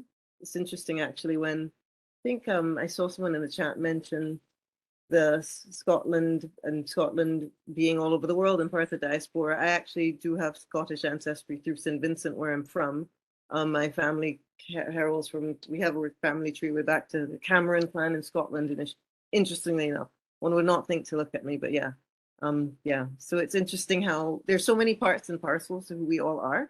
And we really need to, if we solidify our link to the landscape, literally, or link to our islands, see us as part of the island landscape and the island landscape as part of who we are, that's a good foundation through which you can launch a lot of positive action, I think. Thanks, Andrew. Thank you very much, Stacey. Right, well, we don't have to keep continuing on till 5 o'clock. It was a kind of notional sort of end, as it were. I think we're probably at the stage now we want to sort of wrap things up. What we're going to do with this then, we do have some recommendations, which is great, so we can take those forward. We've established a network now of people with a whole range of different interests that coming across the Scottish Islands and beyond. We have been given some hints as to where the Scottish Islands might like to go in future by our guests who've come in from outside, who can see the Scottish Islands from a different perspective. We know what the problems are that we face at the moment and what could be coming down the road, but I think we've got some positive things going forward as well that we want to develop. And we want to stand up for ourselves, and we want to have the ability to make our own decisions, and we want to look to the Åland Islands and as a possible goal. And Gerard has told us about how we should bend the rules and start doing things for ourselves, just like the Pacific Islanders do. So I think we can go away and muse over this for a while. And as I said, there are more of these workshops coming along. One next month, and then one the month after that. And but these will have a more particular focus. But before I finally wrap up, it has been great to have had Brendan here all day, who has he's been working in this field for a while now, and he knows about the challenges faced by rural communities in Ireland when faced by central government that is not always well, it doesn't always have the local people at its the forefront of their thoughts. They bring in policies that are not necessarily suitable for the communities. So it'd be really interesting to hear just from Brendan what he's thought of the discussions today. I haven't asked him before, I've just sent him an email. You just set me up, Andrew. Very good. It's okay, we know each other. This afternoon has been fascinating, absolutely fascinating. It's been very Scottish in many respects, but so much of what you've been saying for the last 2 hours could be said about so many contexts. And I think that's really interesting. I think this session and the whole day has been useful because it has opened up conversations that we, either in island communities or in peripheral rural communities, don't have often enough. And that's about power and power dynamics and where those need to be recalibrated. And I think UHI and Andrew, you need to be saluted and acknowledged for opening up that conversation in a very gentle but firm way. I think it's important, unless we deal with decision making and governance and power and authority and relationships between the periphery and the center and relocating that center to where real valuable resources are, and those resources are environment, their heritage, their human capital, their knowledge capital. They're not necessarily the values or the things that appear to be valorized in the neoliberal system that we were talking about earlier on. So I think your conversations today have certainly been very constructive, and even though some of your questions, Andrew, had those negative slants that challenged people, I think it was really striking to see how people took those and came back with constructive material, and that gives me hope. And in the last half an hour, I've heard people talking about the crofters were mentioned, other stakeholders were mentioned, and what is the role for those of us who are involved in teaching, those of us who are involved in research. And we can be a facilitator, we can be an honest broker, we can be a cajoler, we can be a stimulant, we can be, we can ask questions that need to be asked and help people to answer those questions constructively. So I do think as we progress to the next round of seminars, we need to look at the work in between, and we need to look at the multi-stakeholder-ness, if you like, of these conversations and making them inclusive so that we do harness the full knowledge, cultural, social capital that is in our island and rural communities. And thanks for giving me an opportunity to be part of this conversation. Well, thank you very much, Brendan. It's always good to hear from you, and you always manage to encapsulate everything so beautifully. So I think then that draws it to an end. We've got plenty of thoughts to take away with us, and this is not the end of the discussion, of the communication. This is the beginning, and it's very good that people are not in their own little silos, that we can all draw together and hear from each other, and that all the Scottish Islands are going to be involved. So thank you very much for your contributions and for giving a whole day. Goodness me, that is magnificent. So with that, or a whole night, as some people are concerned, or a whole night, exactly. Gerard still hasn't been to bed yet, so it must be a night owl. So farewell, everyone. Thank you very much indeed. And hopefully we'll see some of you, or even all of you, at the next round of talks. So goodbye.